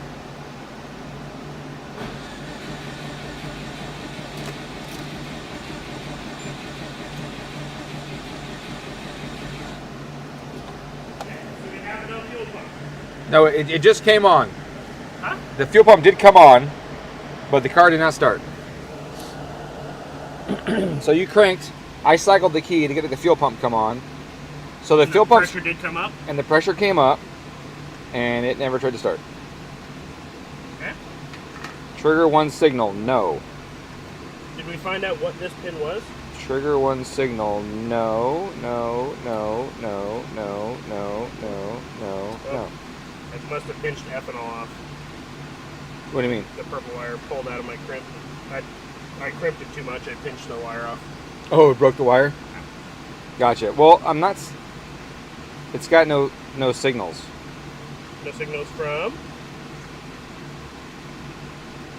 Oh, wait, maybe this is... Oh, no, I'm wrong. Okay, so that's where it went, and that's where you stopped. Okay. So it sees that. Injection pulse width, 65 milliseconds. That's a little long. What is going on here? It might just be flooded. Because of the way it died. I don't know. You want to plug this in, see if it starts? No. Just squeeze it. Make sure the wire's not broken inside. Like, No, I meant on the ECU wire. That wire that they tapped into. Like, that's a power wire to the ECU. black with red? Yeah. Make sure you didn't, like, break it off inside there or something. Okay, I'm going to clear the ECU fault codes. Actually, I'm going to check what it is first. And then you want to get ready to start it for me? Yep. Um, what was volt 7? What? Oh, that's the fuel pressure. Oh, that's the fuel pressure power. Oh, is it? No, it's not. That's fuel pressure ground. Oh, I'm confused now. Yeah, that's fuel pressure ground. Okay. So... It's the black with red wire, top Okay. right corner of, Okay. of D. So that makes more sense. That's the ground for the fuel pressure. And so when you wiggled it, we lost fuel pressure signal. Oh. And so the ECU was like, whoa! Oh. Maybe that's what it is. That's probably what it is. And it's flooded right now because it jacked up the pressure because it jacked up the injection pulse width because it saw no fuel pressure. Yeah, even though the pressure was the same. Right. That makes sense. Okay. We're good. You want me to start it? We gotta plug it back in. We gotta plug it back in. Which one was it? Is this guy right here? Yeah. Okay. Or should So, I just diag this T-tap? Well, yeah. That's got a good connection. Okay. But that's a blue one on a big wire. Shouldn't that be connected well? I mean, obviously it isn't. Oh. Is your flashlight still in here? Yep. Oh. I probably put it on the desk. Stolen. Mountain bike. Where? Black bike with green font. Show me. It just popped up Oh. here. Stolen Northern Men's Mountain Bike. Or North Rock Men's Mountain Bike.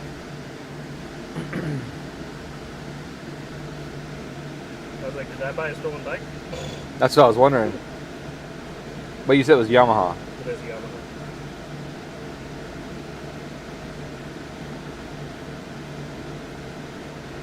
Manually connecting that. Yeah, that looked that looked inadequately connected.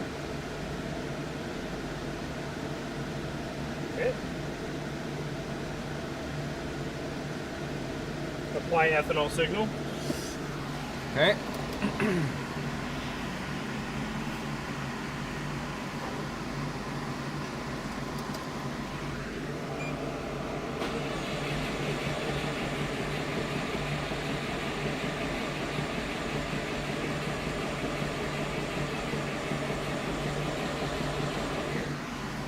I still have no fuel pressure. I still don't have any fuel pressure. Still? Yeah. That's reconnected, right? Uh-huh. I hear the pump this time. But I still have no pressure. Yeah, it's not working. Oh, there it is. Wait, no. No pressure. Oh, yeah, it's going back and forth while you do that. Is it? Yeah, so maybe it's the white one because it's touching the black one.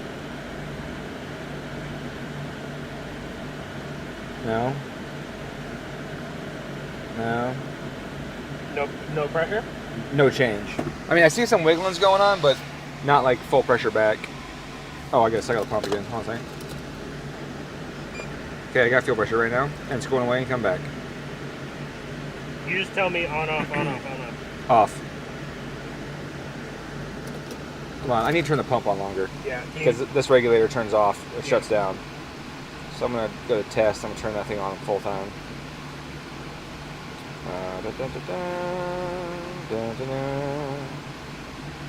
Outputs, fuel pump control. We're going to test it. On. Okay, full on. I see pressure. Okay. I'm just going to twist this out. Gone. No pressure. Off. Off, off, on, off. Still off. On. Wiggled. Off, on. On, off, off now. It's off. Still off. No change. Okay. What about now? No change. Okay, so it's this one. Yep, that's the one. Okay. Well, this is a blue T-tap on a little shitty wire. Oh, so it's got bad connection probably. Okay.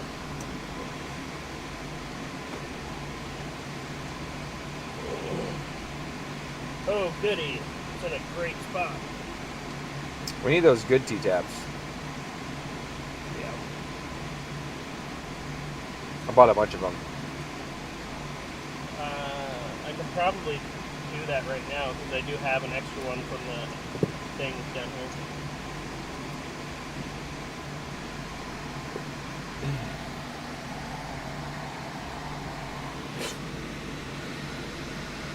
It's still a blue one though. It's not a pink one. But it's still better than the... Yeah, it'll be okay.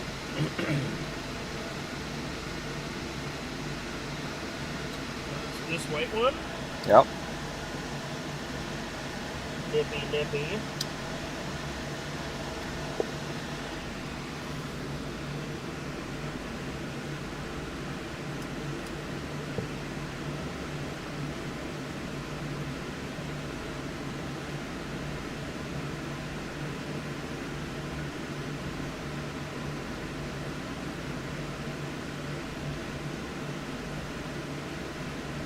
Wow.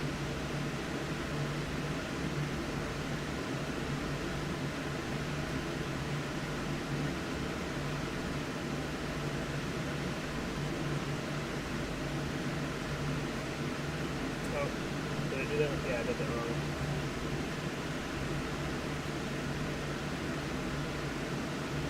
Gotta hook the stationary one up first.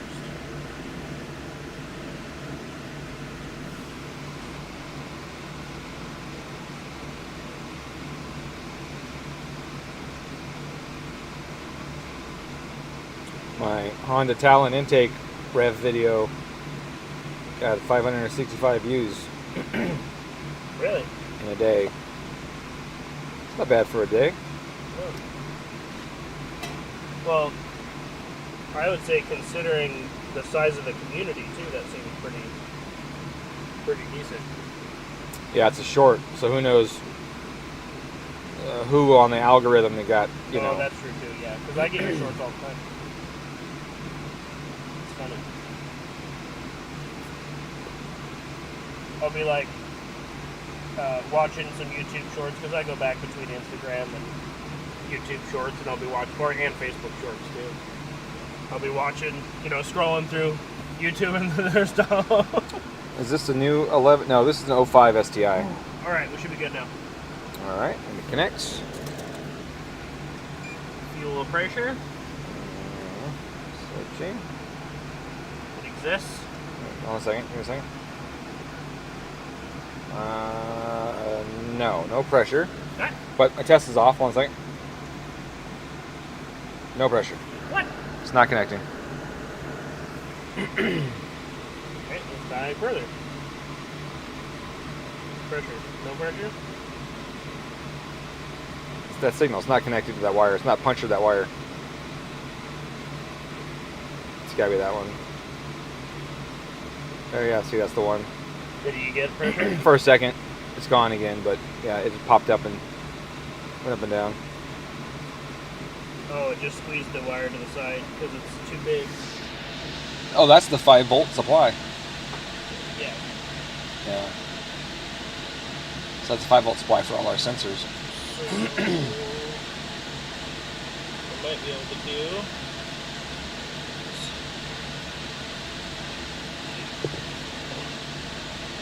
What I'm gonna do here. Grab a red T-tap.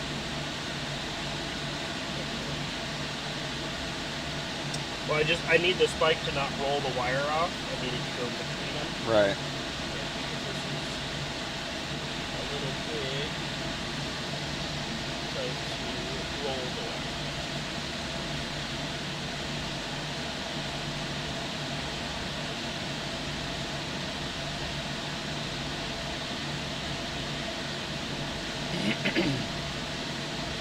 I've got pressure right now, so you're on track. Okay, I have pressure. Now jiggle it. Steady. Yeah, you're jiggling the shit out of it. Don't break the wire jiggling it. I would rather me break it than James be driving down the road like boom. Yeah. All right. Watch the EC on the back of the case there. You want to short that out there. All right. So let's start again and jiggle the harness again. Okay. Round 3, fight. Yep.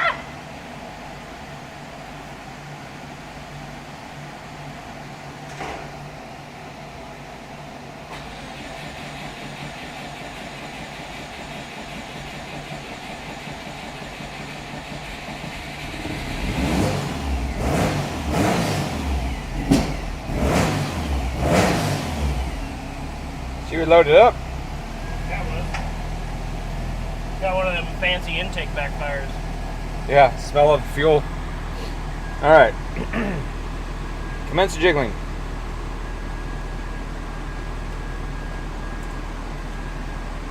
Oh, I actually flickered the fuel pressure once. I needed one of those.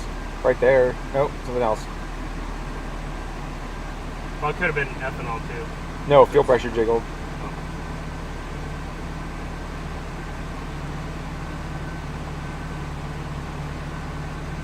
Grab the blue wire again. The 5-volt wire that you just did. The one you just fixed. That one. Up and down, maybe? Okay, nothing. Okay. Okay. Good deal. Weird. Yeah, it went bloop, bloop on it twice, but now it's not doing it.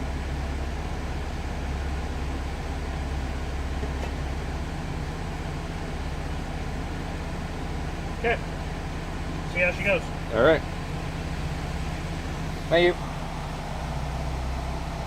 Oh, that was another question I had. Let me go grab the paper. All right. Hopefully all these issues are fixed now. That would be great. That would be great.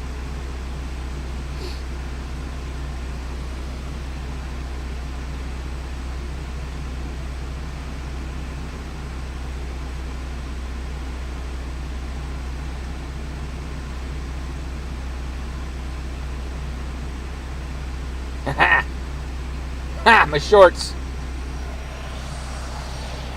So, What's up? Chase pull up? No. I know, it's kidding. Which one of these Uh-huh. could I use for fuel level? Fuel level? Yeah, what is fuel level? It's a 0 to 5. To 0 to 5? Is there only 2 wires then? Yeah, it's an averaging circuit through 2 sensors. It's just 1 wire, technically.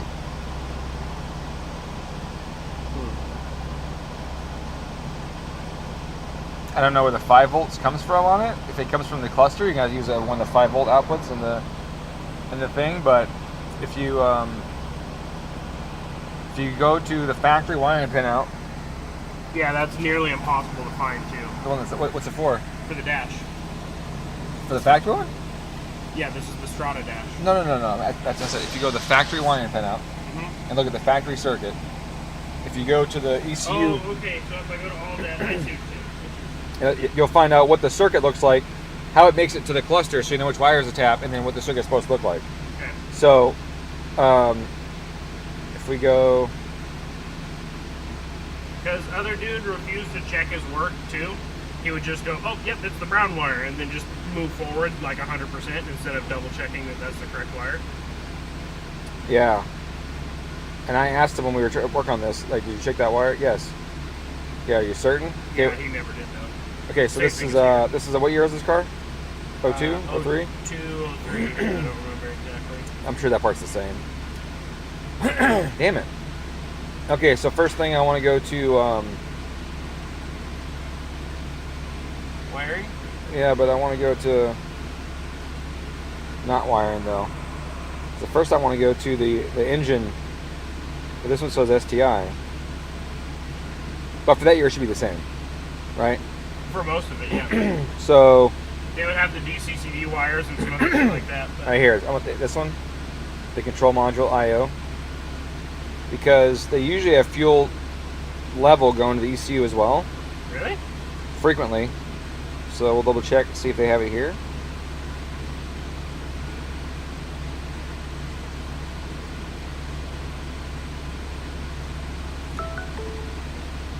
Fuel tank pressure, fuel tank sensor control valve, fuel level sensor. Really? So you see here, fuel level sensor 13620. It's 0.12 to 4.75 volts, and it's a single wire. So it's a single wire, and so it must get. Take a picture of that. Look, here.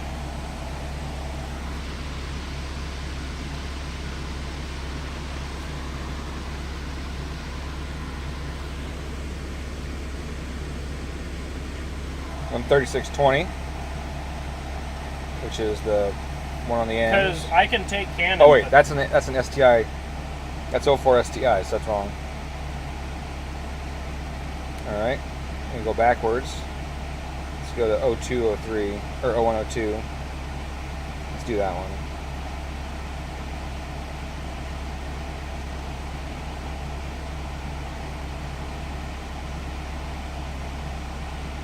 And then diagnostics. Oh fuck, I gotta do this.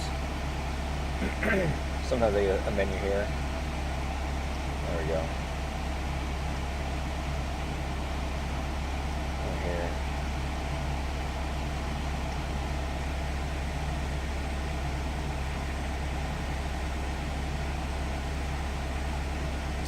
Test knock. Fuel pump controller. Purge. Fuel tank pressure. Fuel tank solenoid. Fuel temperature. Fuel tank pressure. Drain valve. AT. Fuel level sensor. Okay, there it is.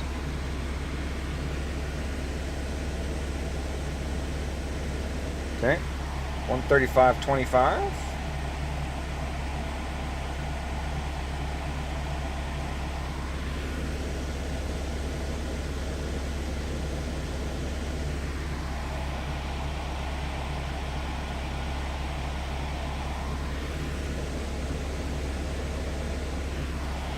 There you go. So now we know that it goes to ECU as a 0 to 5 signal, right? We know that happens. Mhm. The question is, where does it go after that? Is it teed off and feed both the ECU and the gauge cluster, or what? Because we know we got a fuel level sensor circuit in the cluster area, right? So now we know it goes to ECU. We know it's 0.12 to 4.75. Yep. So we should tell the screen it's 0.12 to 4.75 is its span, and then Which I can add that to it. I can adjust that to whatever I want. right, yeah. As an input, you could, Yep. right, you set it to what it actually is. Now we'll go to wiring real quick, and we'll see what we get at the. Carson's kind of at a standstill point. I just told him finishing up his heads. He wanted to wait for your help to take up the heads, but I said just take them off. No, take them What off. you need help with. But afterwards, I don't know what we're gonna have him jump on. Do you want him to help you This start dude? putting together Oh, sorry. Weston Myron's car since you already got the engine and all that stuff in? Yeah, he could do that. That's easy. I'll let you tell him once you get back there. Because he's still pulling heads off, so it'll be a few minutes. But he was asking me, he said, I want to get stuff done and I want to help clean up our parking lot, but what can we do? And I was like, well, there's like 3 cars that Lane needs to diag before we have to do anything. And The only other thing he can do is keep putting together Juan's car. Yeah, he said he was at a standstill with that one too, but Which we ordered the pan and stuff, but I don't. Oh no, it did show up. He can do it. No, he has stuff to do. yeah, I don't know. But I was Okay. gonna say, when do you get a chance? Help him review this. You have a better idea where to do that. Yeah.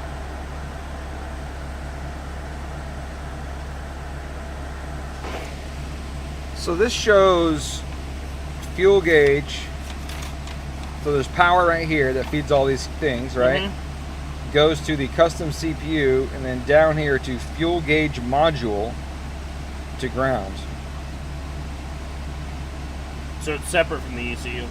Yeah, here it says engine control module. So this CPU might feed it to the ECU. That might be what that is. That says A5. Okay.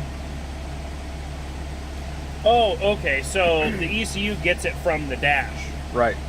I see. That makes sense. But you're taking the dash out. The So dash that, is so gone. that circuit's all gone. So we only have the resistance on these two things here. Mhm. So you got to go 5-volt power on one wire, and then the other one is the signal wire. Is that right? No, that's not right. No, you need Because this should just be you signal need back. you need a pull-up resistor is what you need. Really? Yeah, let me see what that's got. They have. Do these have internal pull-ups on these? Some. I thought I read so. Okay, yeah. So you need one with internal pull-up, and you got to enable the internal pull-up. If you can't, you got to do an external resistor. Because I thought I saw it as a checkbox, Yeah. as Okay. as a pull-up. So that's what you need. So you need the one wire which is C2. So we on that green connector, C2. Does it give you wire color on this? No, Fuck. no, on this one, on this page. So C2, and then you take that to Whatever input. so whatever input's going to be here, and enable the pull up on it. Okay.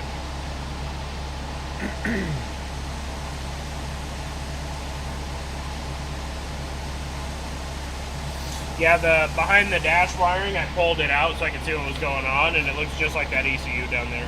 Fucking T-taps for days and all sorts of shit. On his? Oh, because that's what Tanner, the other guy did? Yeah. Right. So I'm trying to unfuck. Well, actually, I'm not even trying to unfuck. I'm just starting from zero. Okay, so here's the two level sensors. So fuel level sensor 1, sub sensor 2, right? Because you got one on both sides of the saddle Yep. tanks. And they're in series. So it goes through one, goes through the other, Yeah. it comes out. So we have two wires that come out of here. Brown with white. It says it goes to ECU. So does the other one, though. Yeah. Two of them go to the ECU. Well, one's the 5-volt power. Oh. Oh, yeah. I was like, two of them go. No, this would go somewhere else. TBO2, the next page. So C. C is right here. Yeah, that's going to be 05I. This might be the 03, 04, 05I. 10P.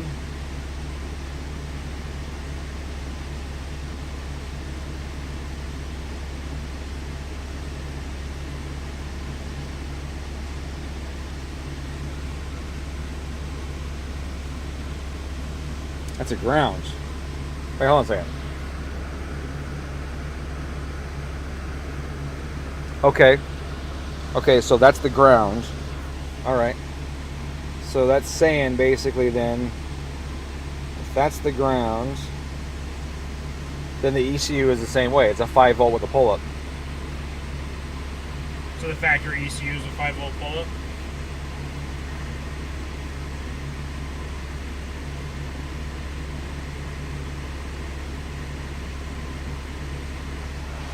So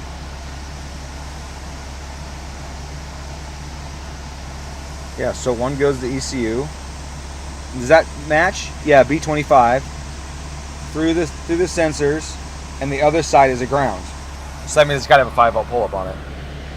So in both cases, it looks like you need a 5-volt pull-up and whatever input that is, because the other side's grounded. Biscuits. That's why it never worked. Yeah, maybe, I don't know. But C2s are wire. Okay. C2, and you took a picture of it, right? Yeah. Yeah. Perfect. Mm-hmm. All right. Thank you, sir. You're welcome. I'll go fish that out. All right. It might already be hooked up. It might be, but I'm just gonna pretend like it's not. Yeah. If I try to go down the wrong path. Right. Yeah. Hey, Mark. Yeah, this what we were just talking about now is for a different car. It's for an 02, a bug eye that's got a JDM swap in it with a Link, and I always forget this car has no first gear synchro. And he's got a custom Link dash in it, and the Link dash is not functioning all the way. Needs some things hooked up and installed and stuff. So, all right. So now we're at 46% ethanol or whatever it was. Oh, we should be higher than that now, actually. Let's see.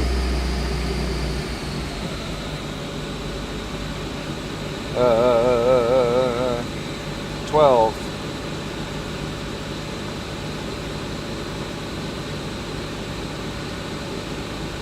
Driving car, yes. Wheel speed, yes. That's all working. That's cool. I like that. Ethanol. 68. Cool. We're at 68% ethanol now. Oops, wrong button.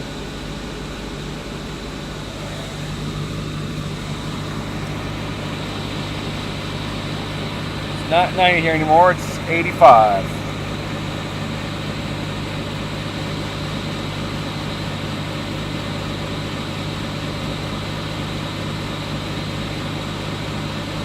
Why is that temp so high?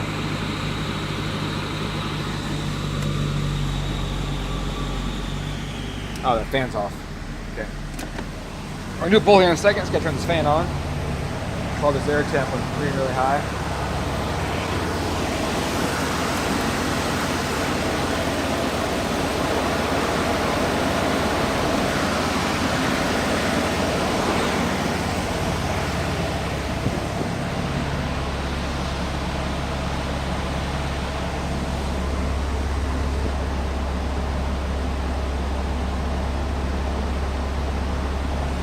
Double check our humidity. Want the pressure, temperature, shit to be right. Ah.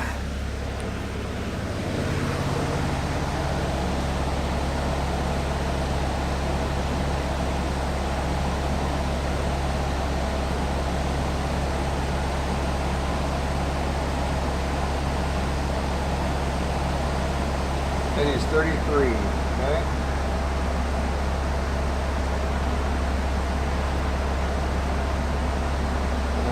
Today or a smidge higher, right? Oh no, that's actually right on. 27.75. Cool.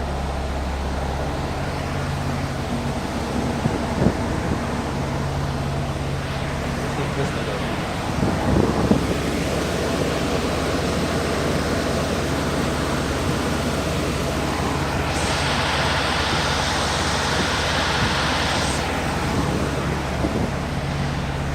Alrighty.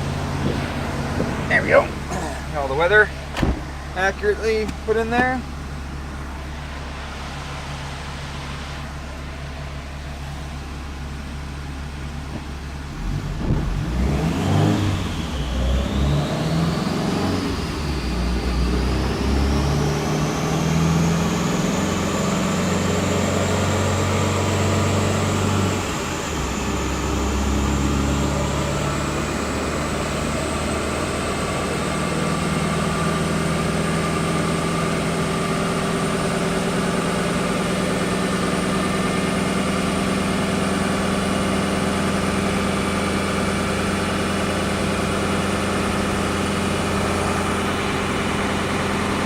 All right, 1% of my Lambda, so that's good news.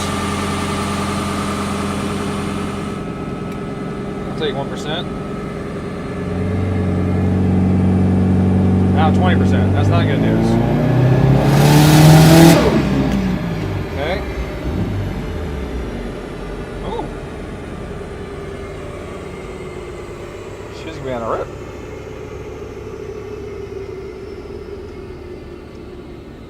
going to be on a rip, but 20% is not going to be good. So 20% lambda fuel correction. All right.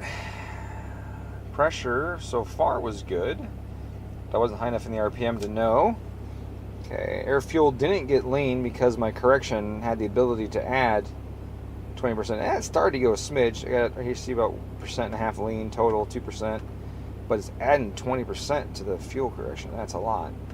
Why is it adding so much? Well, let's see. Let's go back to this. 68% ethanol. That's good.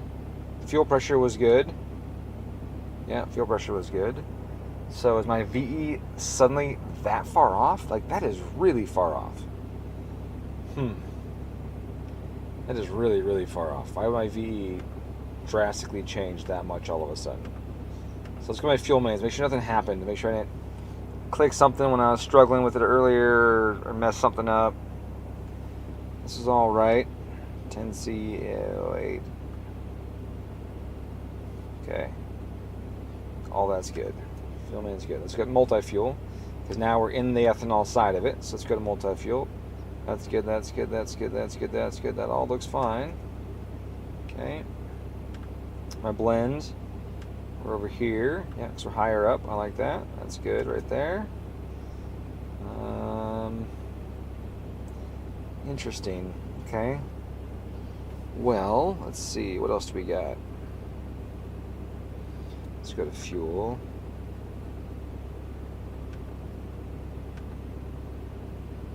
Air fuel trim with IAT 0.5%. That's no big deal. And as the pressure goes higher, wait, what's going on there? Oh yeah, I'm off the chart here, down here in this. It's actually adding fuel section, right? So I'm at like 1%. It's adding here for IAT, so that shouldn't be a problem. What the heck?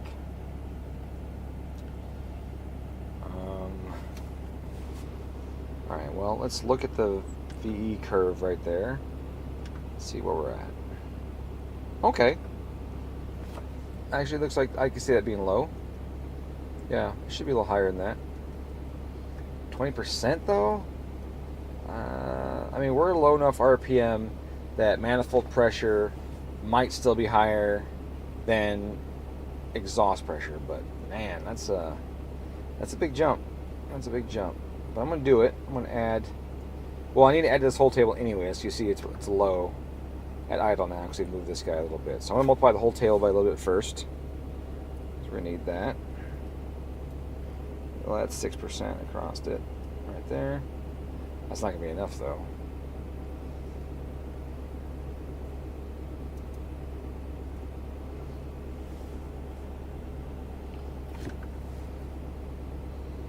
And then...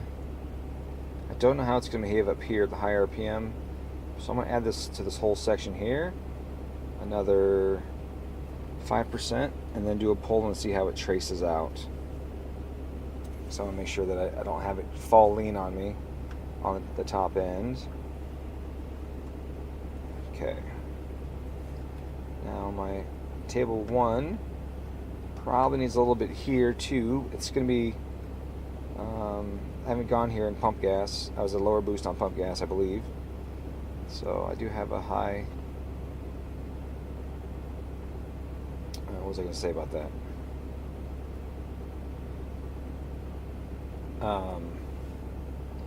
I haven't gone here in pump gas, so if it ends up being too rich up there in pump gas, I'm okay with that because I don't need to be up here. Fuck. I don't need to be up here at pump gas. Basically what we're saying. What I'm trying to say there.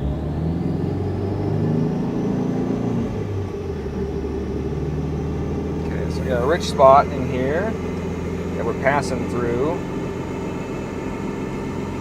Somewhere in here is a rich spot passing through, which, man, that's weird. This car is really, it's really,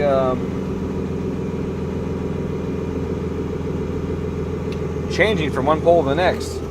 Like, there's a lot of differences.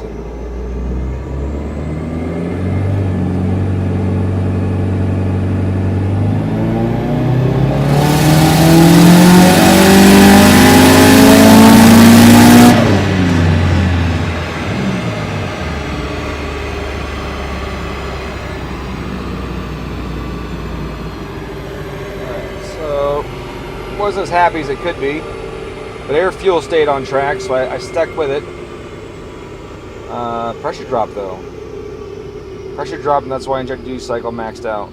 But air fuel was still good, so I'm happy with air fuel being good. The system was able to compensate for it, and that's what I was watching through that poll, was the air fuel and the closed loop. And it's interesting though that the correction dropped to 2.6 because the ECU saw the reduction of pressure and added a bunch based on the fuel pressure, and it actually added on more than was needed. So it actually had a higher addition rate than the injector's flow dropped. Does that make sense? It added more pulse width than to make up for more fuel than we actually lost with reduction in pressure, which is kind of interesting. That's good, right? If anything, you want it to be more. You don't ever want it to be less. Less would be really bad news. But if you look right here, the correction did start to get kind of high, right? Where was it? I saw 12. There you go, right there. Before boost, we saw 12. That's okay. That's just a hole in the map. I can fix that. Up here, though, fuel pressure's dropping, and that's no go. That's no good. How bad was that pole on the graph? Oh, big drop. Torque dropped a lot right there.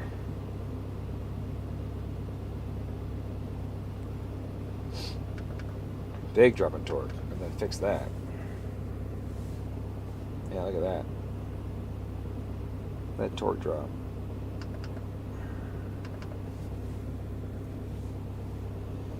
Pew. Okay, let's see.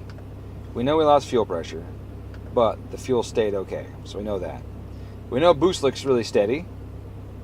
Boost goes right up to that target. Look at that. Just tracks that target beautifully. Boost control is on.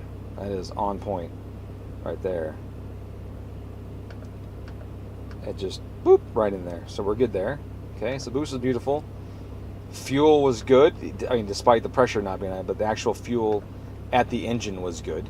But injector duty cycle broke 100% at 7,000 RPM basically, or just right after that. Yeah, just 7,000 broke 100% duty cycle. I saw that alert came in during the poll, but I knew that fuel was good, so I didn't let out. So that was good. Timing is 15, 17, 18, 19. Okay, timing's a little low potentially. Timing could definitely have, we have a little more timing in there. And our intake cams tracked really well. So then my question is just, why is the power curve so funky? Everything looks really good. You know, the end result of everything looks really good, with the exception of the power curve dipping really hard. Where does the dip start? The dip starts right at 6 grand. Basically, we hit 58 and we start losing power. Oh, that boost line pop off again.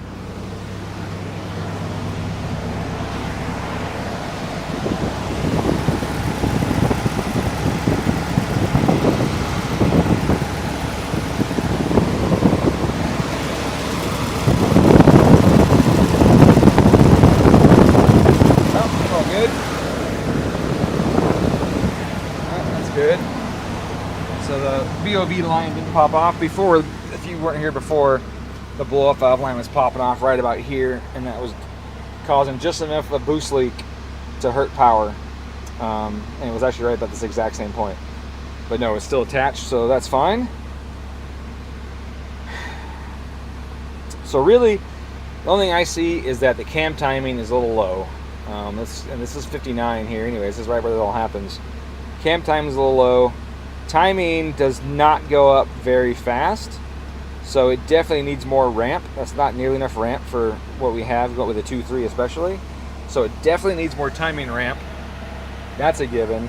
And it looks like really the cam timing, well, I don't have, it's unfortunate, I don't have exhaust pressure on this, unfortunately. If I did, I would know the answer. So instead I have to experiment with cam timing. But from looking at it, I would think that I would have no problem adding a little timing through here, a little more timing through here, and then tapering off a little later. But that's pre-6,000. The question is, at 6,000, why does the power dip so hard? Ignition advance is definitely one of them.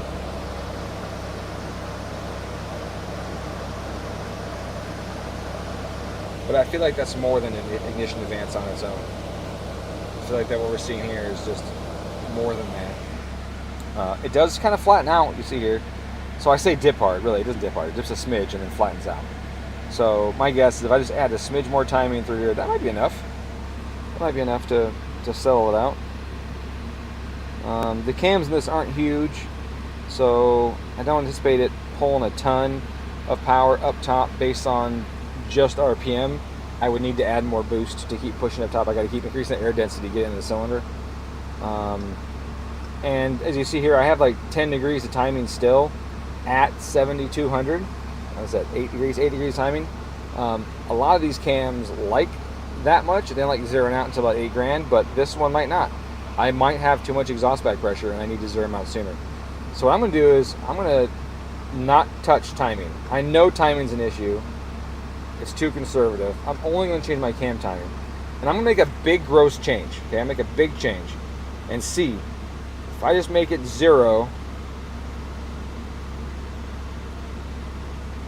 right here, does that help or hurt power? Okay? So we're going to see. Is it my exhaust pressure that's hurting me? Or is it not enough overlap? Do I have plenty of room available in my turbine housing? Basically what we're talking about here, right? I'm managing overlap flow and retained cylinder gases, retained exhaust gas in the cylinder, sorry. And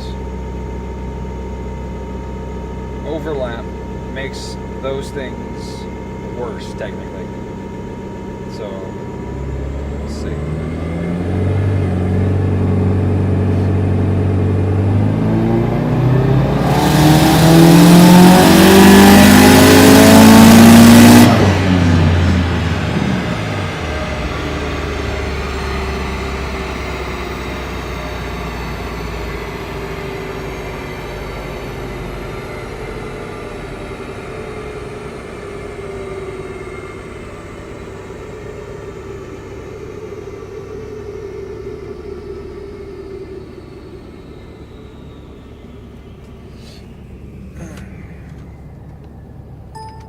Bring the last two. So we just look at the last two. Let's see. I saw a reduction down here, and I didn't even change cam timing here. And I see some here, so that's telling me either total timing dropped or the weather correction factor changed during that. I don't know why it would have changed other than the measured temperature changing while we did that. It seems weird. Yeah, so it's slightly lower there. So basically it was about the same. Whoops. So it's really about the same through here, and then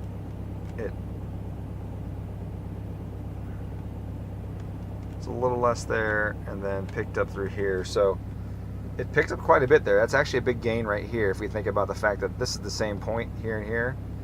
Then really it made more power from probably 55 and on, which is exactly where that timing actually drops. The cam timing, because I went from 6, so as soon as it's 55, it started diving towards 0, and then 0 by 6. So we're seeing that it made a difference all the way to the red line, really. So I'm okay with that. Let me get rid of the green one and show the most recent one right there. So I could have gone further. And actually, I don't think my RPM is quite right, because I thought I went higher than 70 grand. I felt like I went to 75. Oh no, it's only 72. Okay. It's only 72. That's where this tag said 75. This tag might be junk.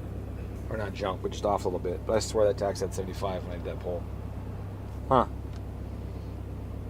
Well, the ECU ain't lying because it knows the actual engine speed. So I'm going to bump this section up a little bit right here and see if that helps power. See if that helps that torque dip. If we look here, it's lower right here and then hits that peak at 55. There's still a lot of overlap at 55 and then it goes towards 0. So I'm going to bump a little bit more cam timing right here and see if this bumps this margin up a smidge and flattens that out a little bit right there. So 45-ish, which is about where it starts to drop, right? Or that knee point right here. Yeah, that's 45 right there. So I'm gonna do a little more right there. It says 30 right there. Okay, there's 55. There's our peak, and then I did 65. Okay, so it's still like a little bit at 6,000. Okay, that was good. So I'm gonna do a little bit right here. Go like this. That's a bunch. That's a lot of cam time. But these are tiny cams. So let's do that. Is that right? No, it's not right. I don't want that to be higher. This right here should be higher than this.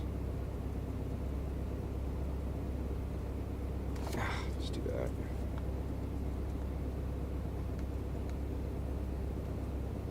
I don't want that quite that big.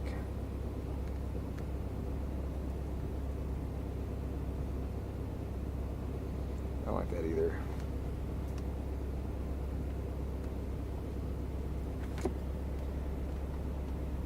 I want this 100 column to be high, so a little more here. Because we know we have good flow through here, right? Through this range we have, it's 100, so it's basically only any exhaust back pressure pushing back is not going to be much. Right here we're going to have more boost than back pressure by far. Here we definitely are starting to develop some back pressure. There we go. And here we're increasing back pressure, so we're reducing overlap in this range because as that pressure goes up. And then we're going to have this guy here. Alright, so then we're going to do this though. Let's try that. So that, without exhaust pressure, you really can only look at the power output or the fuel, right? If the power output goes up, it should technically go a little leaner too. If it gets more airflow through the engine, then you'll have a leaner mixture at that point.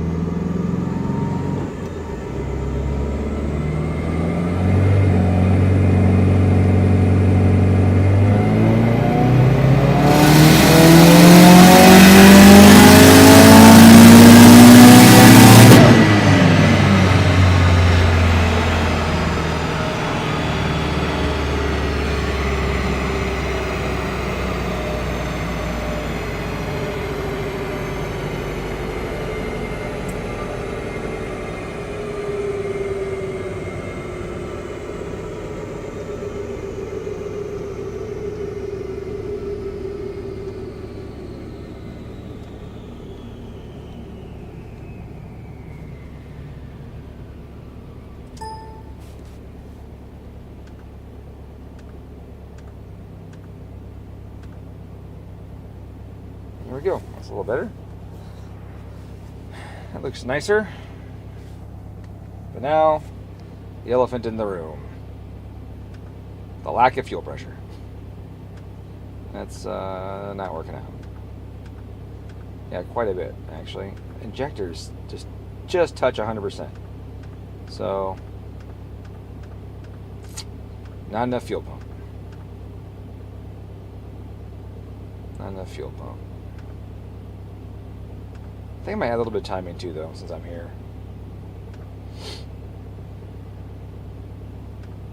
Whoops, that's fuel. Ignition 2.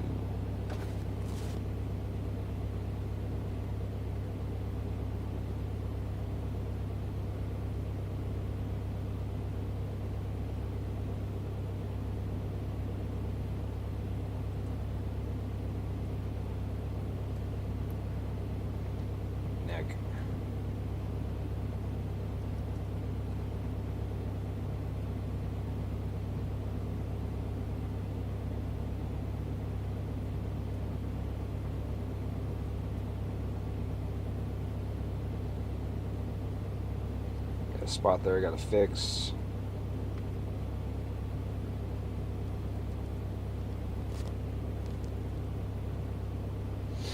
Okay.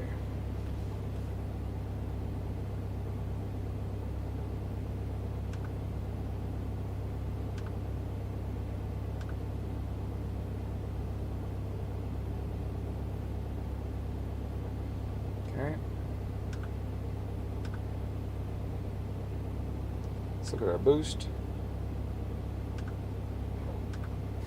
Okay, could be a little more aggressive right here. Could definitely be a little more aggressive right there. Help me hit that target a little better.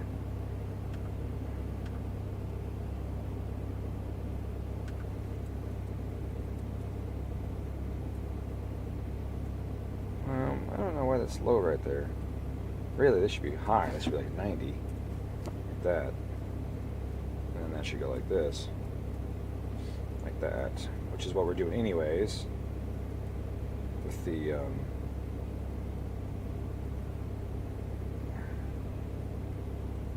and the duty cycle ramps up a little bit. So here we're at 28. You see there we're at 30 on here. Get about 4.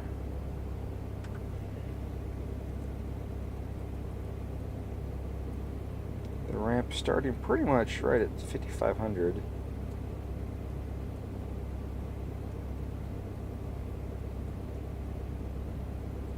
I don't know if that's enough.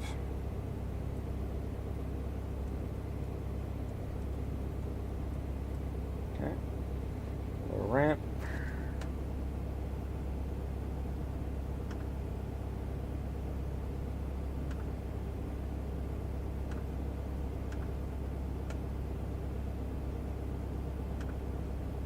Now, pump gas, typically we need even more advanced for the same boost, but I'm not messing with that yet right now. Usually ethanol you need less wastegate duty cycle for the same amount of boost. Sorry. I should change this color. I should make these not both green. So we added about 4% on the integral during that pull, and I added about 4% to the map there, so in theory, this integral should be flatter, and since I added 3% here, it should hit the boost a little better right here before it overshoots and goes into mode 3, so that should all be helpful. That should all work out really well. Hey, absolute nonsense. This is a Dyno Dynamics dyno. Hey, Mud Skipper, long time. Man, I haven't seen you in a long time.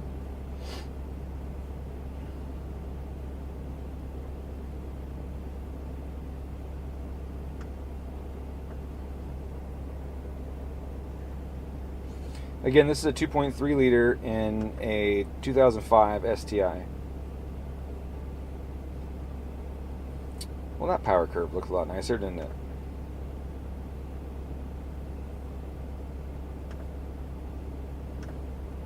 I think that was a much better result. Jake, holy shit, what's up, man? I haven't talked to you in forever. Do you even still have an STI? Okay,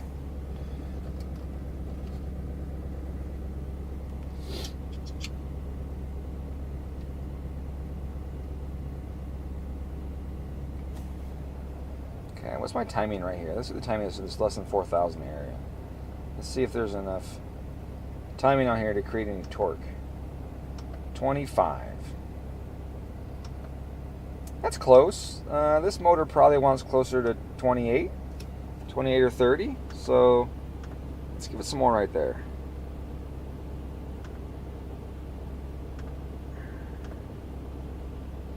Right here. It's less than 4K range here. We're trying to create some NA torque, and it's not doing it. Whoops. Come on, fingers. There we go. Let's do that a little bit.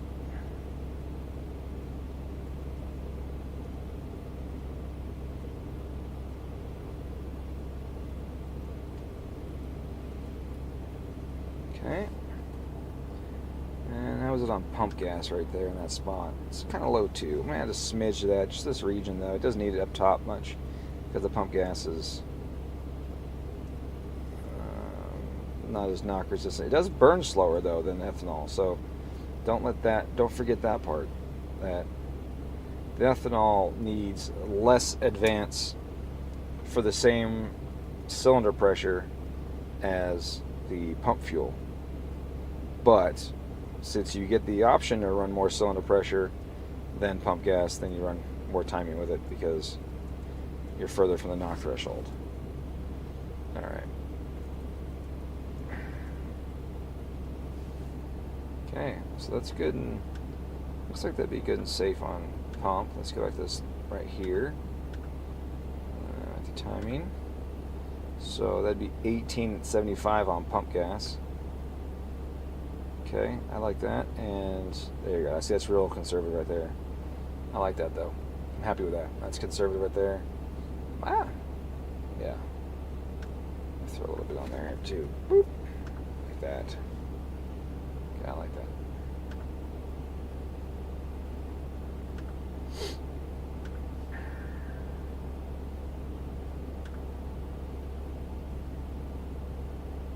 Same one. Let's do something cool with it, like a 6-cylinder swap or an LS or something. Or a Toyota 2GR with twin turbos. That'd be fun. I wish any of this thing wasn't popping up right now. There we go. Let's get rid of that.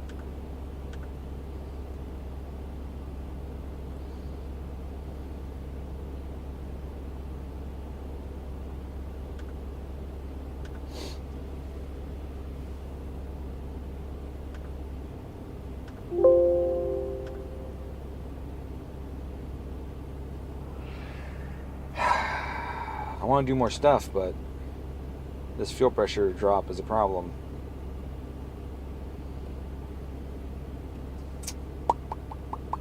Oh, I got an idea. Let's do some motorsport stuff, huh?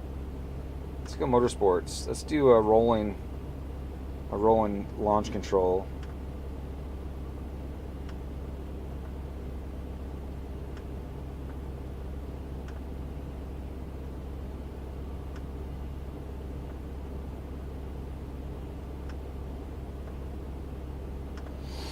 All right, we're not going to do this one right here, okay?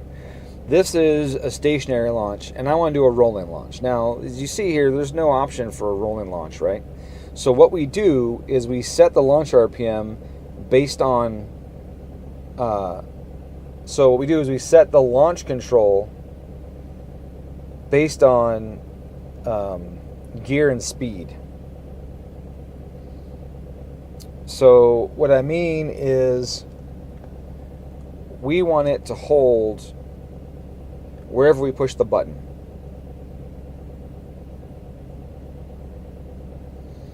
So I have to put the speeds in here that it's going to, let's see how to describe this. Okay, so this was looking for an RPM input on this map, right? Because it says what RPM are you going to do. So if we do the gear that we're in, then when the system is active, it'll hold it wherever we're at, right? So in order to do that,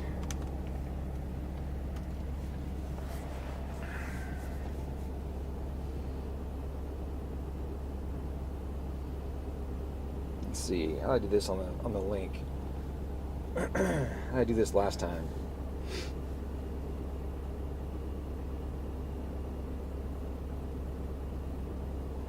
I did this up front of the car recently. I just remember how I did it.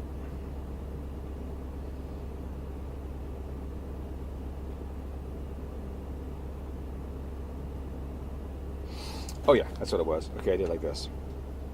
So axis setup. We're gonna go here. We're gonna say speed. Eventually.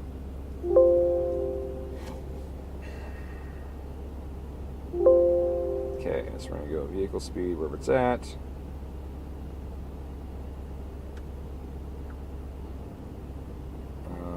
Which one am I using? Am I using driven speed or driving speed?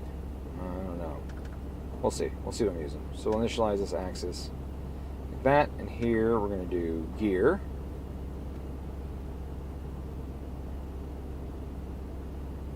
Now I'm doing it this way instead of keeping the axis where it was, because I want to see the speed go up and the RPM go with it in each gear. It's just going to be easier to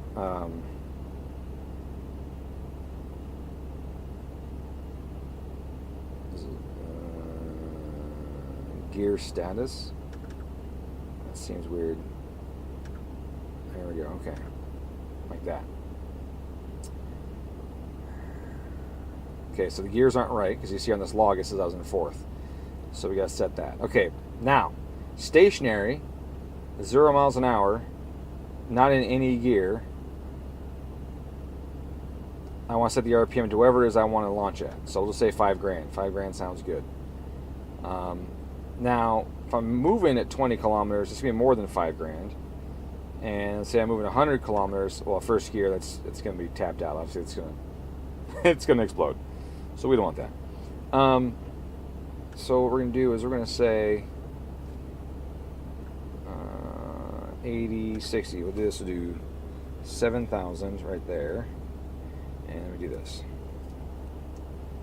And then that should give us a launch tool that goes up as we start rolling, even if it doesn't register a gear.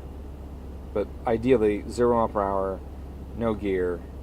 This is what's going to be 5 grand to launch on this car.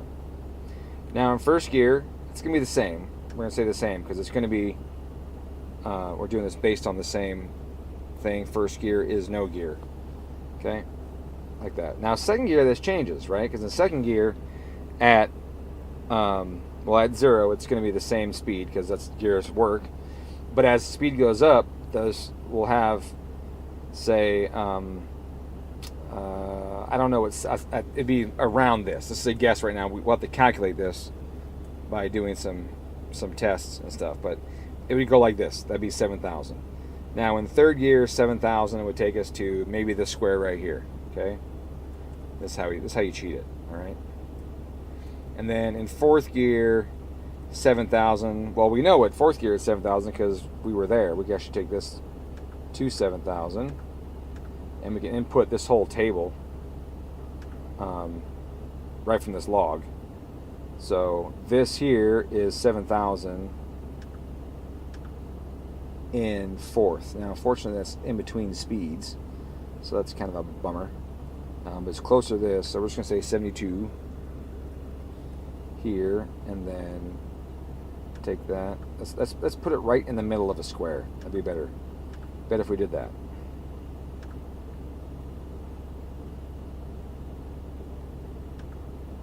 I hate that I have to do this. Close and bring back. Can I move it? No. Can I drag this with that window staying up? No. Okay, it's really close. I just go the right smidge on here. There. No! I went too far. What the heck? What RPM is this?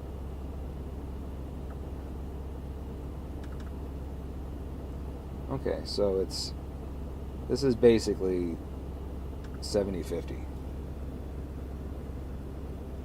That's what that spot is. In fourth. Now again, we got to fix the gear detector because it's obviously off right now. And then fifth gear, we don't know what that is either. Now, the thing is that if we know the ratio, we can just multiply this by each ratio to figure out what it's going to be. The other way we can do it is you find a speed in that gear, you put that in there, and then you just double it. Oh, well, 200 is going to be this, and then that gives you your slope.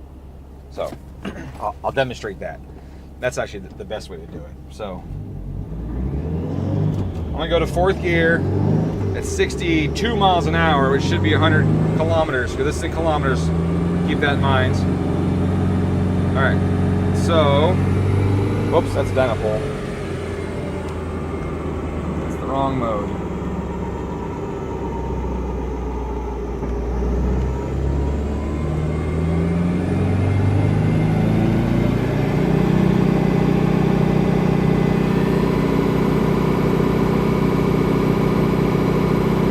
Okay, so our speedo's off. Hope that was, I probably yelled at you guys. Sorry. The speedo's off and the gear detector is actually working this time. That's weird. Why is the gear detector working right now and it wasn't working earlier? Alright, so let's tweak the gear detection and then we'll adjust the speedo because that's obviously not right. And what I'm going to do is I'm going to change this.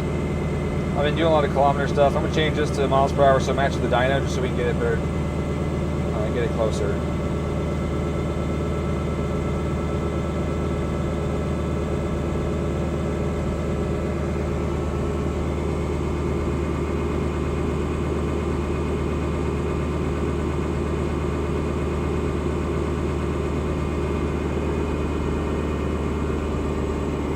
not doing rolling launch at 160. We're not doing launch at 120. We're probably not doing rolling launch any more than 60 miles an hour, really. So let's just clear all this shit out. What happens if I hit this now? Wrong button. Is that still? Yeah, okay. So now I don't need individual spots, right? I need 0. Technically I need 0. And I need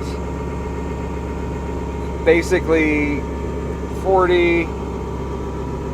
I'll add 20 in there. We'll do 20 just so it's even. And 80. That's really all I need. Because we're not going to be using it higher than that. Obviously I don't need 8th gear. That's not happening. I don't need 7th gear. Like that. Hit OK. No, don't do shit. Okay. So now the right way to do this would be to clear it all out. But we're in 4th gear. Now let's go to our body here. Get our gear detection. And set this right. Number of gears, 6. ECU calculated. Yep. Calibration on. I'm in 4th. I'm going to hit this. It's going to calibrate 4th gear. There. Okay. Now I'm going to go to 3rd. I'm going to get this guy. I'm going to go 3rd.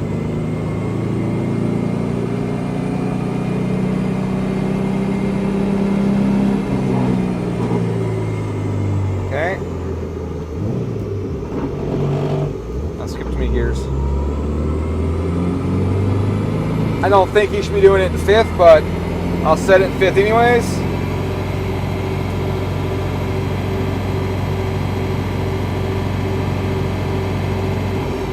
Okay. And then we'll do 2nd. 2nd.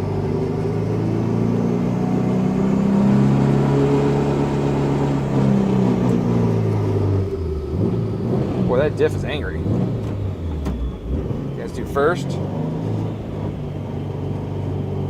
A little rev matching helped out with that. Ooh, that is loud.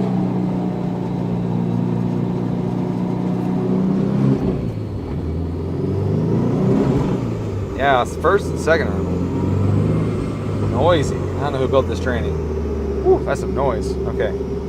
Alright, so we got our gear detection table figured out. Let's go back to this again. And it says we're in 3rd. Yes, I am in 3rd. Okay. And now what I'm going to do is I'm going to find our RPM right here.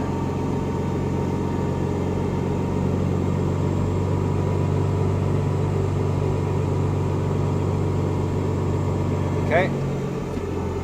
2850. So now if this is 0, all right, this is 0. That's what I screwed up earlier. Is I hit 1000. I didn't put it 0 when I smoothed it. I should have hit 0 like that. So technically these would be 0, but to get the slope, that's what we're going to say. And then so 0 mile per hour is going to be 0 RPM. 80 mile per hour is going to be double the 2850. At least it should be.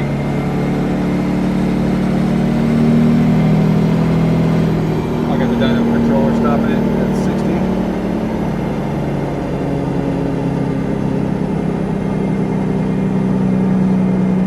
I don't know, does that say 80? Let me see. Yeah, it says 80. Okay, so 80 miles an hour.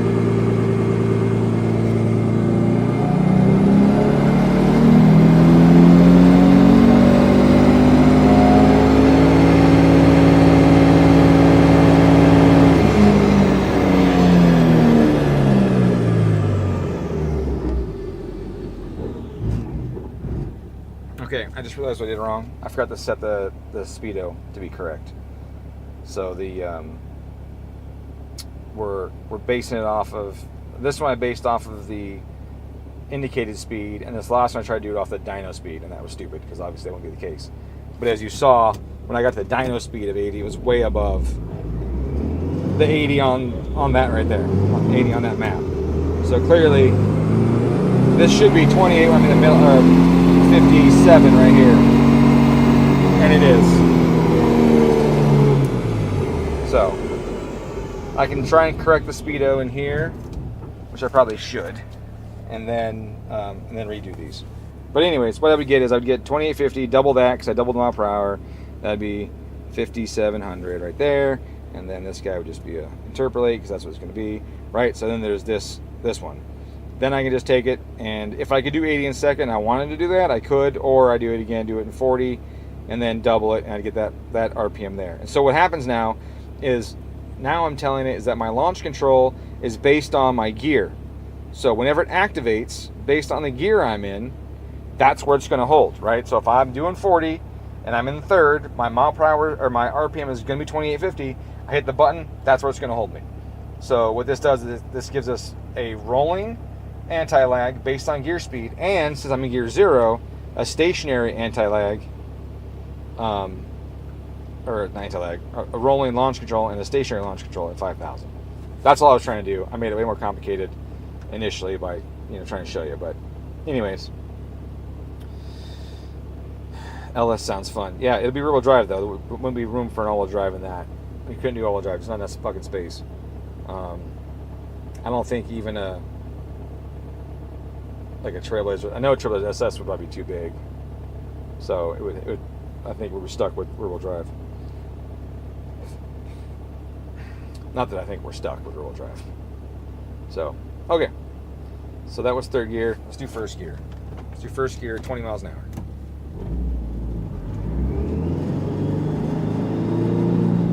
Really what I could do is log me as I pass through it and then pull it from the log, but right there is where I want to be, and that looks like 3295. Yeah, so this is 3295. Double check that. Yep. So then double that. 64, 65, 65, 90. Is that right? Did I do that math correctly? I don't know. And then above that is way high. But we can triple that. 96, 7, 8, 9, 85. Is that what that is? 96, 85 maybe?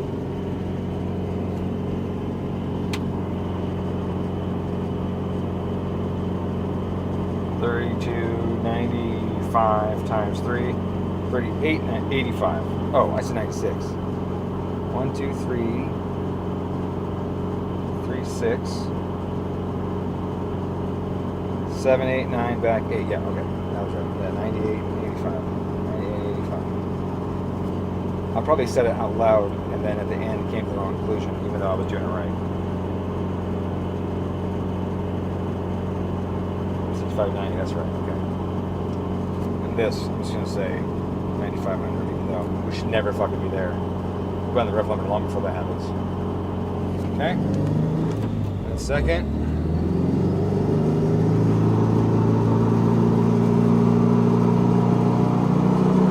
I'll log it to there. So 4012, right there in that square. 4012. Then do like this. That means 20 should be 2006. Is that correct? Let's find out. Right. Down, down, down, down. There. 2060. Close enough. Let's do that. Let's do 2050 and do this 4100. That will be fine. And this would be 6150.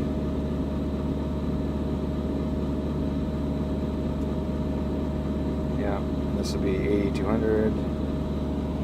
Like that. Okay? So then that should work in gears 1 through 3. I don't think we need a fourth gear one, honestly. I know we don't need a fifth gear one. Maybe a fourth gear. Sure, let's do a fourth gear. Let's pass through. Right there, right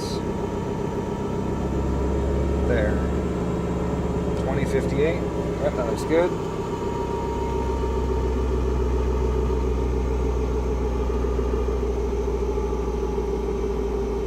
And then double that here would be 4116. That, do that guy. And then I'm just going to leave all of these at 5,000. Because it should be 5,000. Save that. Don't even need those other gears, honestly. Let's get rid of that.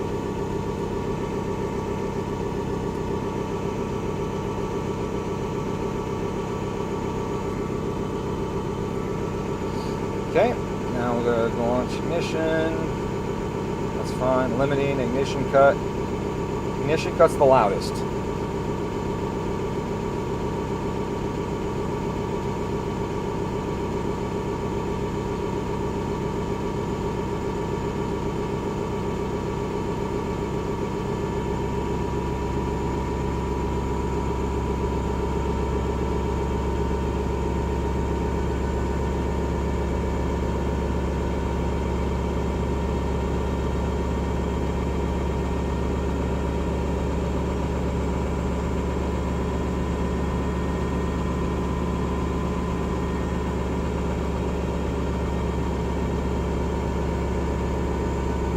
DI4. What's DI4?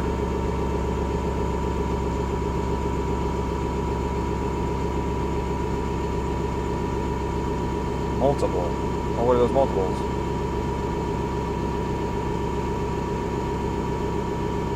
Let's take it off of 4. Let's take it off of DI4 so we can see what the hell it's actually on. I don't know if DI4 is what I want. DI4 clutch. See, I don't want that now. Because we're not going to do it based on clutch. We're going to do it based on a button. Cruise switch. Now we're talking. Because now we can use the cruise switch. Let's try this.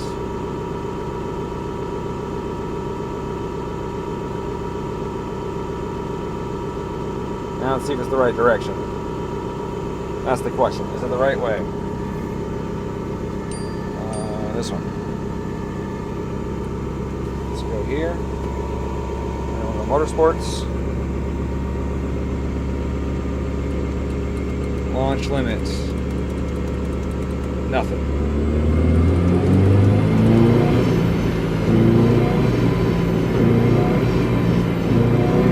Nope. I don't know if this even works. I don't know if these buttons even work on this ECU or not. I haven't even checked to see. Find out. Let's go to digital. Digital, go to cruise. It's toggling. Okay. The launch didn't do anything. So I must have something else set up. That I didn't look at the whole list. I should look at the whole list. That'd be the smart thing to do. Launch control. Alright, let's see what we got.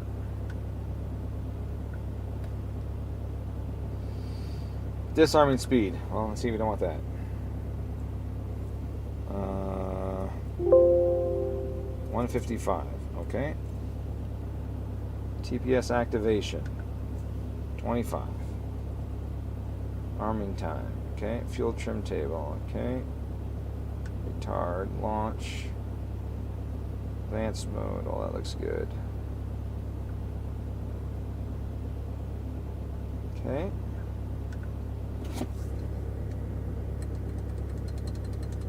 Still doesn't work.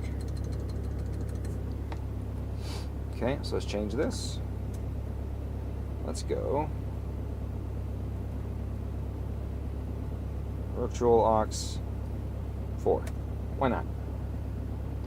And then let's go make this happen.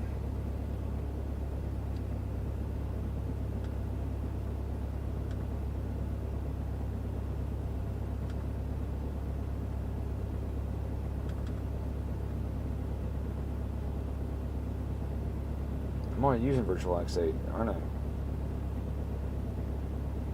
Oh, let's see what this is. Condition 1 and 2.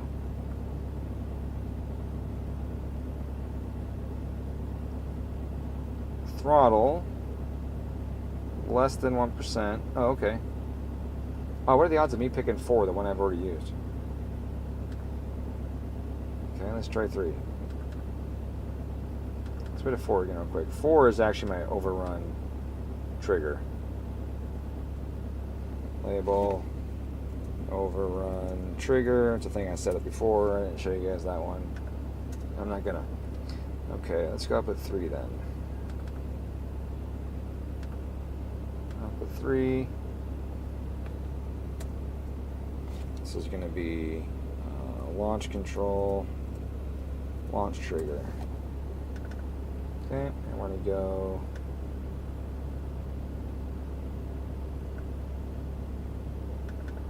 Locks 4, and we're going to do 1 and 2. On delay. On delay! That's Mexican for hurry up.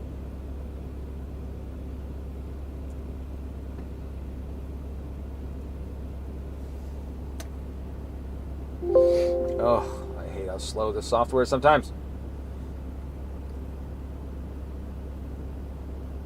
There it is. That took a while. Let me go DI. I'm going to do the pullback. So we'll say, which one was that? Is that 8, I think? Let's double check. Digital. 7. Okay. So 7. Active and active. Okay.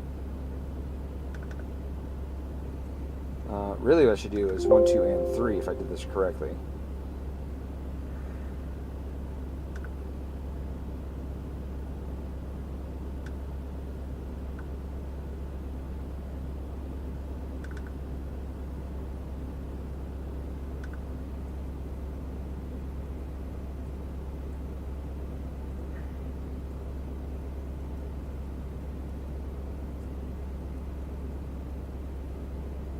I want to make sure that it happens with both of them. So that's only happens when I'm in the pullback. So it's DI6.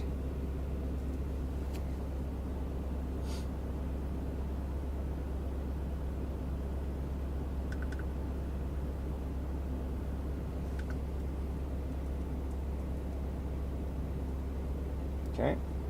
And then I want to have my throttle greater than a certain amount as well.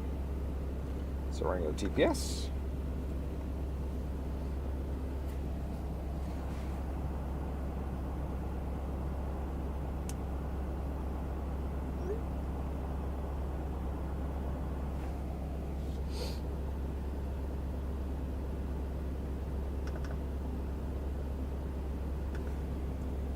And I'm going to say greater than 25%. Okay, we'll store that. So that's GP up at 3 on VirtualOx 4. Alright, so then we'll go back to Motorsports. Go back to launch control. And then VirtualOx 4 launch trigger. Alright.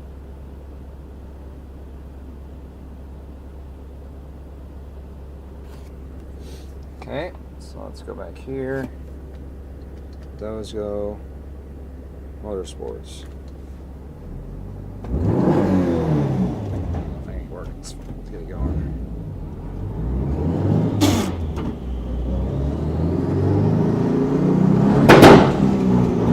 Works. Alright, it's aggressive though.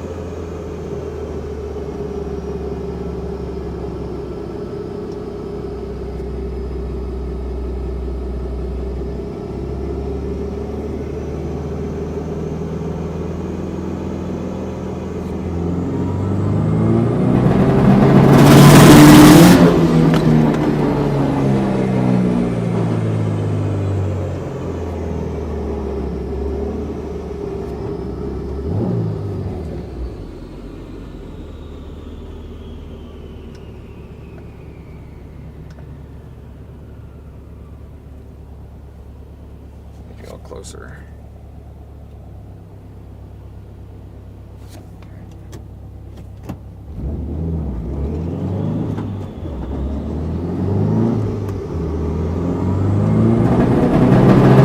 It's pulling through it too hard. See, that's the issue, right? That's the only issue I have, is that the limit is going up. If the car pulls through it, the limit's going up with it. So I have to make it aggressive enough that it doesn't pull through it, because if it pulls through it, it's just going to keep accelerating. Because unfortunately, it doesn't lock in that value when I hit the button, which is what I wish it would do. I wish it would just lock in that value and hit the button, and then that's my new speed. But instead, if I give it too much torque, it starts to accelerate. And I wonder if that means I should do this.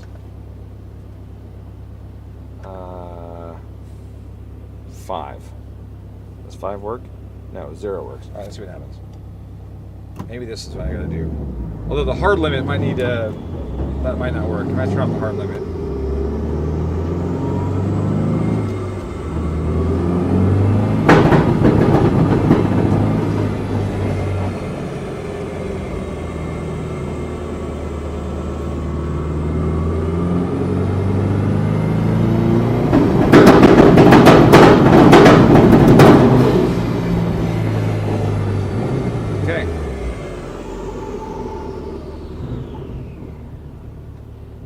It's not like it worked. I'm gonna leave it. So this end cut now, I can bring that back down again, and that might make it work a little better.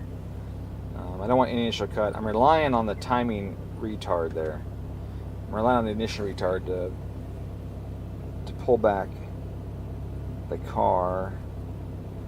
So I give it some, and it comes in. Let's go like this. Let's get a little more on there.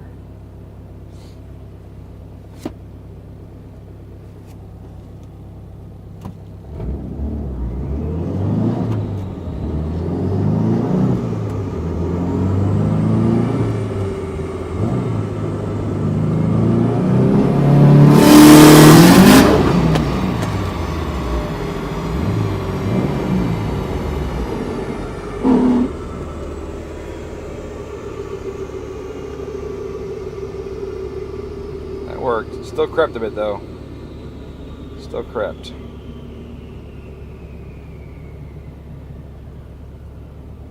Let's try that.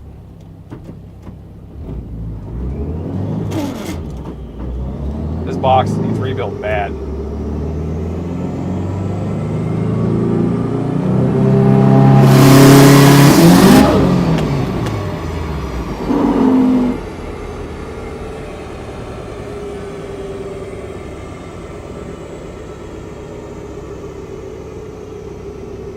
This gearbox is toast. It's got so much wrong with it. All right, that fucking rips. I don't know if you guys heard that, but that worked very well. Now, on the street, it may not have enough torque. It may slow the car down. It may have too much torque to speed the car up. So I may have to tweak that a smidge. I may have to tweak this upper here to be either mile per hour or gear, depending on how that behaves. Because, you know, there's torque multiplication in the car based on the gear, so I may have to tweak this upper row to be gear and then leave this one as manifold pressure, because manifold pressure gives me a torque output, right? Gear gives me a torque multiplication factor, and then that gives me the ability to tweak it a little bit and make it more steady. But that seems to work okay. It seems to work all right. I will save that. That will be a lot of fun. Oh, I should test that it works at... Ugh. I hate testing launch control stationary. Let me lower the launch RPM to something lower than that. Make sure that that works. Let's just go 3,000. Like that. Because I don't like testing that shit stationary on the dyno.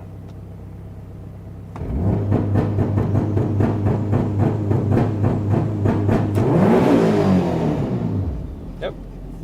Okay, that works. So let's go 4,500.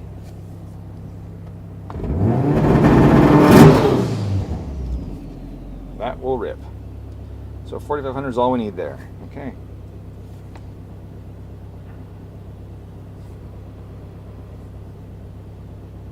Oh, in first, it won't read first gear though, but will it go back to first?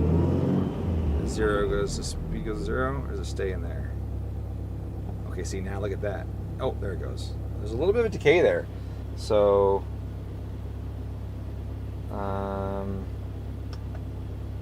little bit of a decay there. So, well, that's a toughie. If he's doing it first at less than 20, he's going to want it to be accurate. So, I'm just going to leave it like it is. That's fine.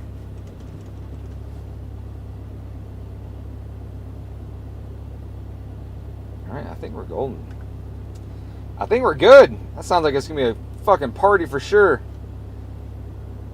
Can we make one lazy? Absolutely, man. In fact, we can make it better because we're doing an M-Tron and we have way better options for all the freaking types of motorsports features.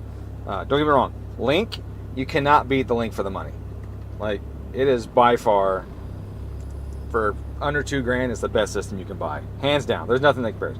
Haltech, fuck that. Anything else, you just can't do it. You can't touch the Link for the price. There's nothing that beats it for the money.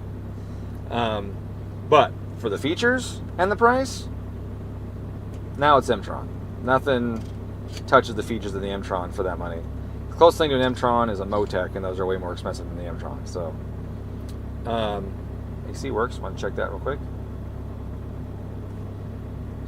So is this ignition cut? No. So this is yes, but it's a blend. So the thing with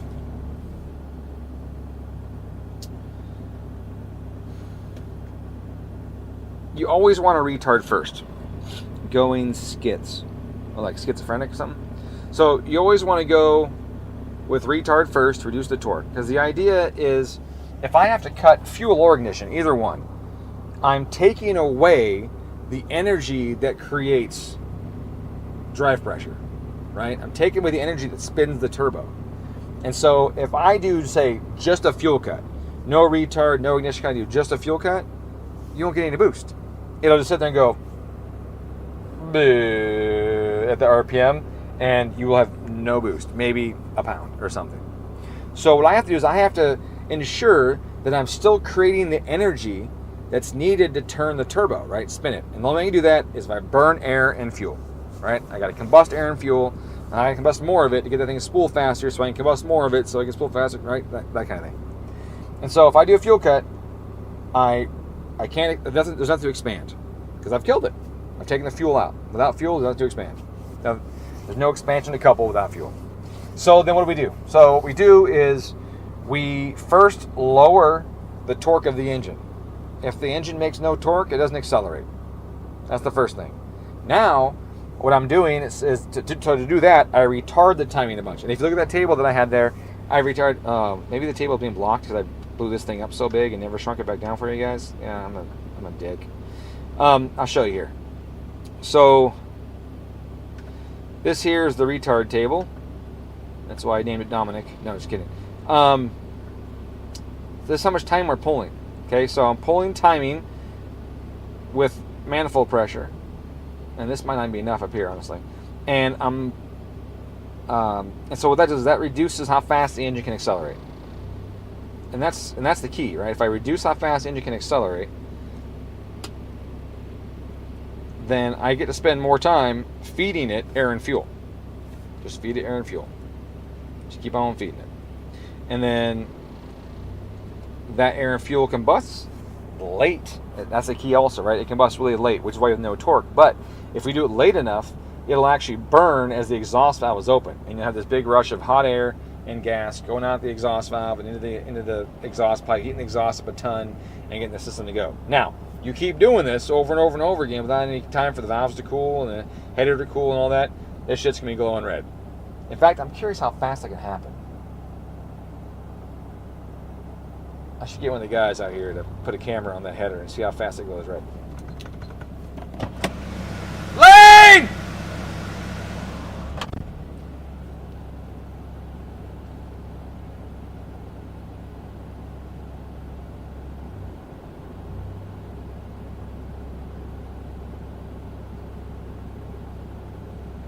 I don't know if you heard me or not. We'll see. But anyways, so I want to make sure that I'm putting fuel in it. I'll make sure that the engine has something to combust, something to make power to turn the turbo with it, but I don't want the engine to make so much torque that it pulls through my target. So what you do is you retard a bunch of timing, you make all that stuff happen, and then when it starts to go too far anyways, because the boost is getting too high or whatever, the turbo is getting too fast, that's when you start implementing cuts.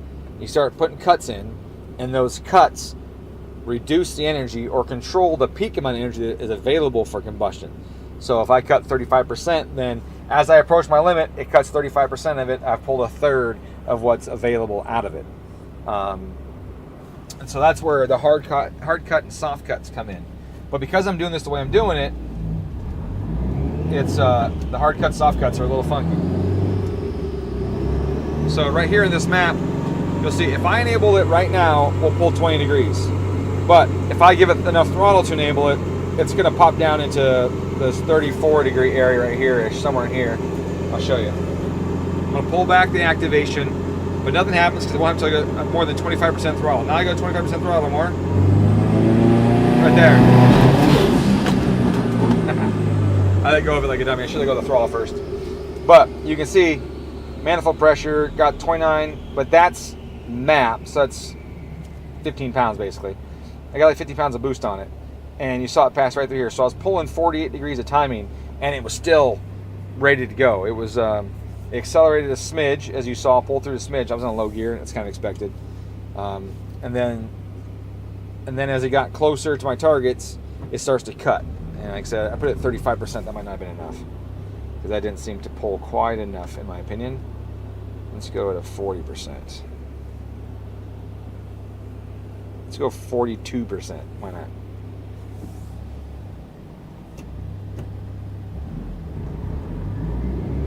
Now, I can force it to start cutting immediately. And that's what these two start cuts are. I haven't set it 0, so it's quiet. If I wanted to make it loud, I could start the cuts at 5. Okay? Even 5%. Yeah, okay. Even at 5%, it'll start to pop a little bit. Not a lot, but you heard that last one, there was no popping at all. So if I do this,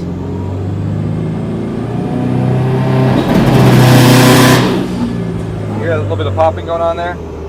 So it, I got a little popping out of it. The more I do though, the higher this percentage of start cut is, the more pops I'm kind of mandating. Like, you're gonna pop this much, right? That's what's gonna happen. So if I go 10. Sorry, I was transmitting the new screen. I don't know what that means. I didn't want to move. Oh, to the thing? Yeah. Yeah, I was like, I don't want to move and fuck it up, or I don't know if it crashes like an ECU or... Alright, take a video of this header. I'm gonna see how fast it glows red. Okay. We'll see how much time it takes with this, okay, with this little timing to do that. Is this live? This part's live, but that's not.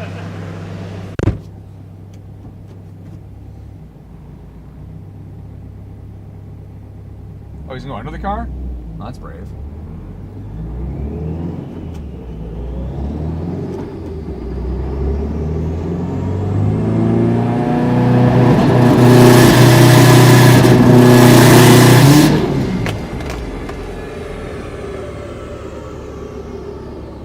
Okay, so that was a long...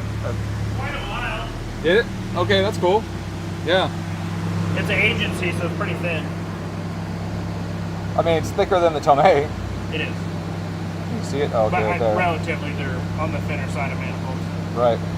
The ETS one's fucking... It weighs like 45 pounds. Yeah. Did it get red? Oh yeah, there it is. It did, but we're just right at the end. You actually, as soon as it got red, you got out of it. If you listen to it, it's like as soon as you pull out as it's on the way up, getting red. I mean, that was a decent amount of time. I was on it for a decent amount of time. Yeah. And that was third gear at like 45, 50 miles an hour. So like, it was pretty good. I wonder if I can share that with you guys somehow. How do I do this? Let's see. I'm winning on the dash shit though. Yeah? Yeah, I'm making progress. Good. Gauge too? So I got parameters set. Now I need to figure out if it's full or not full or what, like actually. Yeah. Yeah, you're right. It just starts to glow. He did have the right wire connected to the dash. He didn't have it allocated though. Oh, that'll do it. So he had channel 5 hooked up, and it was on pin 1, channel 1. So I don't know what he had inputting on channel 5, but there's no wire on it. Oh, well, that'll do it. So, Yeah. but I'm able to change stuff and do. I'm learning the software, and I'm getting it down pretty good. Good. I fixed his dash so it like looks, everything is where it should be and in place instead of one fucking thing that doesn't work in the middle of the dash. So, Sweet. making it work. Nice. Good job. How about the can stuff? Is the fuel pressure reading and that stuff too? Everything's reading there. Yay! Everything's in the ECU. Yeah. The only downside is that Link is not transmitting out Ethanol. Ethanol. But what I can do, can I tap into an ethanol sensor? Because there's a DI input on the dash. Could I just tee off that DI input? No, I don't think so. If you don't use the pull-up, then maybe.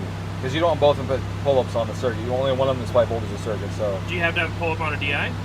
yeah, that's how it runs on the Oh. ECU. So if you tap off of it, then Because I could just go straight to the jack. It might dampen the signal. I don't know.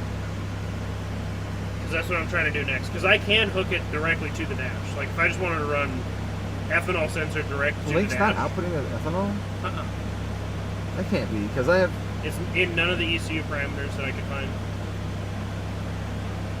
Because I can check like what's being output by the ECU and go down the list. Yeah, that's weird. Because I could have sworn that. I mean, we can give it its own parameter on this. Can we? Yeah, so we just go here to ECU controls, go to CAN setup, Okay. and then which one's it on? I'm just gonna say CAN 2. I don't remember. I think it's user on the defined expansion. CAN 2 1 meg, and then we change this to be transmit. So we have generic dash on there right now. Yeah. Is what that is. So we can go to streams. Okay, so you just need to set that up. Okay, that's it. Yeah, 'cause so you I haven't can. done that yet. Yeah, I can set it up to send out the ethanol. Okay, perfect. But we have to be able to tell it what channel it's looking for the ethanol. I can select that. Well, so it just gives me what it's outputting. The dash only sees. It doesn't care how much it sees. It just says, I see these things. Does that make sense? Mm-hmm. So, since you didn't tell it to output, it doesn't see it. Well, then it's just not outputting. I need your help trying to figure this out. Okay. Let me listen to this now. Okay.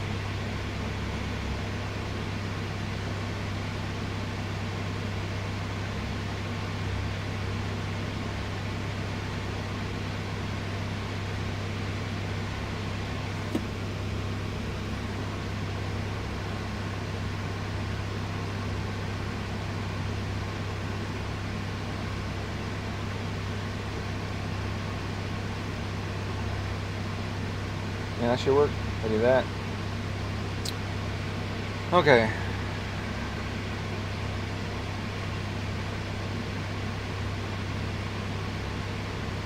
Oh. Lane, get the meatloaf! Yeah. Alright, I think I'm done. I think that's all we can do with this car right now until we get the fuel figured out, until we get more fuel pump in it, or at least a hanger, and then, or an auxiliary fuel pump. Other than that, this thing rips. I mean, it's pretty good.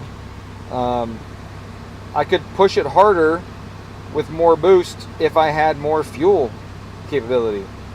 But right now, we don't have that. You know, we just don't have the. We don't have that guy.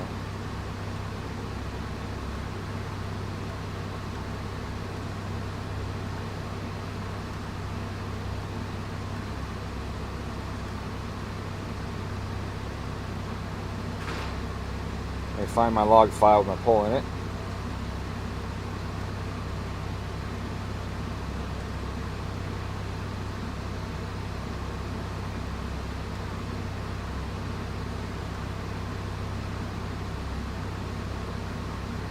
Oh, I missed it. I didn't see it, I erased it. I didn't realize this had shrunk down this far. I missed my good fucking pole. I fucking closed it. That sucks.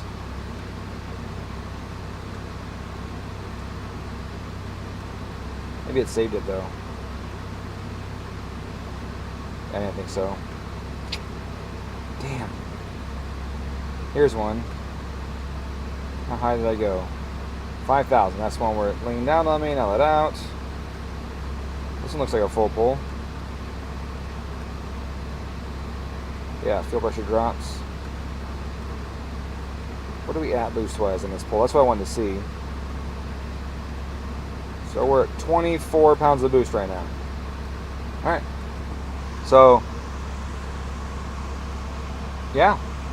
So, I mean, we can crank this bitch up. Like, this thing will run way more than that. Ooh, some eyeball. Boost. Let's go to that tab. Our wasted duty cycle is only 24 to hit 24 pounds.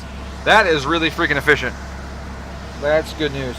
So, these things overspeed at around 585 on this dyno, and we're at 520 something. So I definitely don't want to go past that. But we need fuel, and the injector's also maxed out around 580. So 1300s on this dyno with enough fuel pump and that turbo both hit like 585 on this dyno. They're done. That's their maximum speed or maximum duty cycle. So it's a really good match. 1300s on ethanol with a 770 is a really good match. And man, they just freaking rip on the street. It is my favorite street turbo by far right now. The G30-770 is by far my favorite. With a 2.3 liter, slightly bigger cam than this has. And, well, bigger exhaust fan for sure. And then, well, the other car, the black car, is going to be that. It's going to be all those things. So the next car that I'm doing tomorrow is going to be superb. So, where's my other tune? I had another tune today. Is the car here? Is the car not here? Did the guy not show up?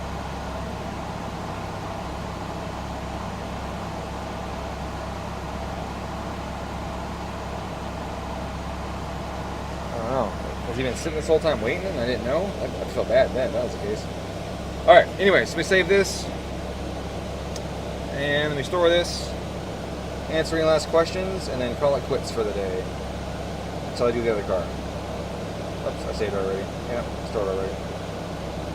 8 unsaved log files. Alright. Is this your piston and rod combo for 2? No, it is not. This is, it is my older rod, the +2 H-beam, but it's not the bigger ones and all that kind of stuff, so no, this is not. These are regular off-the-shelf, JE Ultras. They're good pistons, so I say regular off-the-shelf, but they're actually good pistons. So these are off-the-shelf JE Ultras for this build.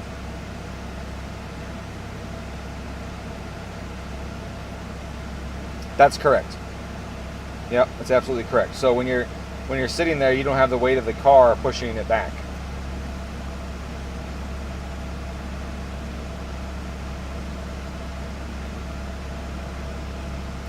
And that's why I said it would be very helpful if I added a manifold pressure and a mile per hour to that. Sorry, if I, or a gear to that. And then the zero gear would have even more retard than the other gears based on manifold pressure.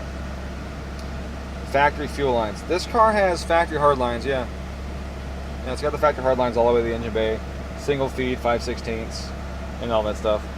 So those aren't the problem. The problem is that the hanger in these is it's even smaller than the hard lines. You can do quite a bit on the factory hard lines with a hanger. Usually though, on this much power, we tend to use both. Well, not this much power. On cars with a little more budget, we'll use both hard lines. Oh, Garrett, all day long. This is the G30-770. I hate precision. The turbos have gotten better, but the old precisions were enough to make me want to vomit. I hate the old precisions, but they've gotten better. But they're still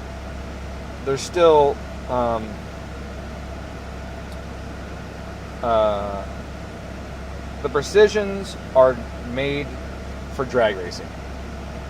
Plain and simple. They're not made for street cars. They're made for drag racing. That's why they have huge turbine wheels on. Big, heavy, thick turbine wheels. The Precisions can handle more abuse than the Garretts can handle. And with everything turbo related, there's always a compromise, right? You want faster spool? Then we reduce the rotating weight of the turbo, maybe change the turbine housing, whatever. What's the downside? Well, it's not going to take as much abuse if we reduce the weight, because there's less material there to absorb heat and absorb energy and impacts. It's not going to make as much power up top if we reduce the turbine housing, because it's going to choke out, right? There's always a compromise of some sort.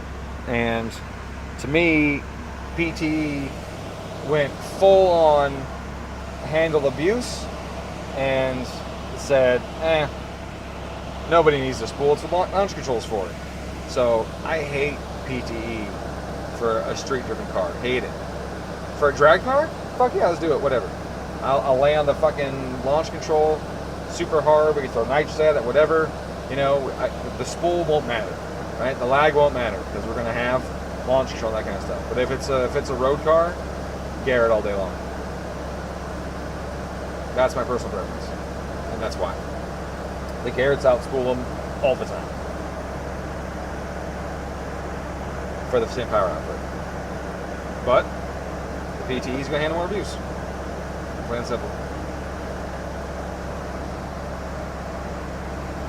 Dude, that weather station. Stop. Fuck you.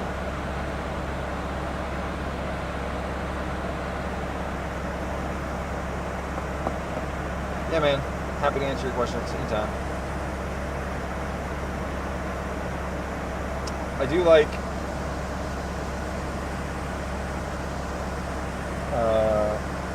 I also like the old Borg Warners. The Airworks SXEs, the journal bearing Borg Warners. You can do some shit with those, man. Like, I got a car, honestly, one of the most impressive power bands of any car that we got on this dyno was on an old, non-billet Borg Warner turbo setup. That was one of the most impressive power bands of everything. Next is a Garrett for the most impressive power band. And then would be, it's really close with the Borg Warner EFR series as far as the most impressive power bands. Really, they're really close. The new G series Garretts perform as good or better than the EFRs in most things at this point. They're really good.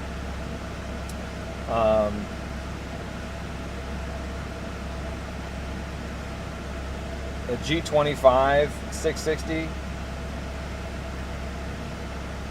spools a smidge faster than the 7670 and makes a tiny bit less power, which means that the G30-770 is probably just like a 7670, right? It's just a good turbo. Just a good turbo. And yeah, you're right. It's very compact. They're compact, but they do have limits. They have speed limits, like the EFRs. They have speed limits. And with the G series, if you read up to someone blowing them up, you can guarantee the guy that blew it up oversped the shit out of it because they didn't have speed sensor on it. Because if you tune it based on it, hey, Yes. is the next tune here?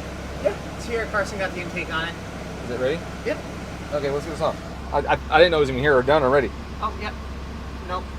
It's already 2:30, so Yep. let me focus on it. Okay.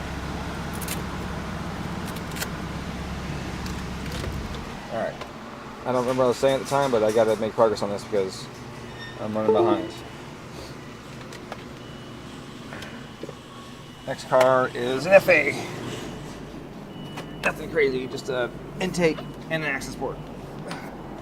And I'm not going to string that one because I got to crank it out.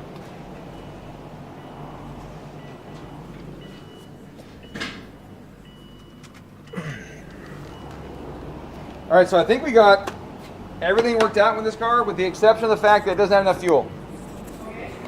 It's still, the fuel pump does not keep up through that hanger. All right, guys. Well, thank you for stopping by. I appreciate you guys hanging out with me. Keep me company and hopefully seeing some stuff. Hopefully the new dyno screen thing helps out a lot. Let's see what I'm talking about, but don't feel too bashful to remind me that I got something blocking your view if there is. Because, you know, I'm on different screens and trying to do different things and brain tuning as well, explain things to you guys. So It can be a little overwhelming sometimes, and I might forget some stuff. So, anyways, thanks again.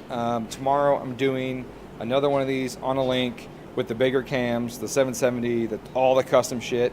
I will definitely show you guys some pictures of that because that car is pretty fucking sweet, and I look forward to you guys seeing it.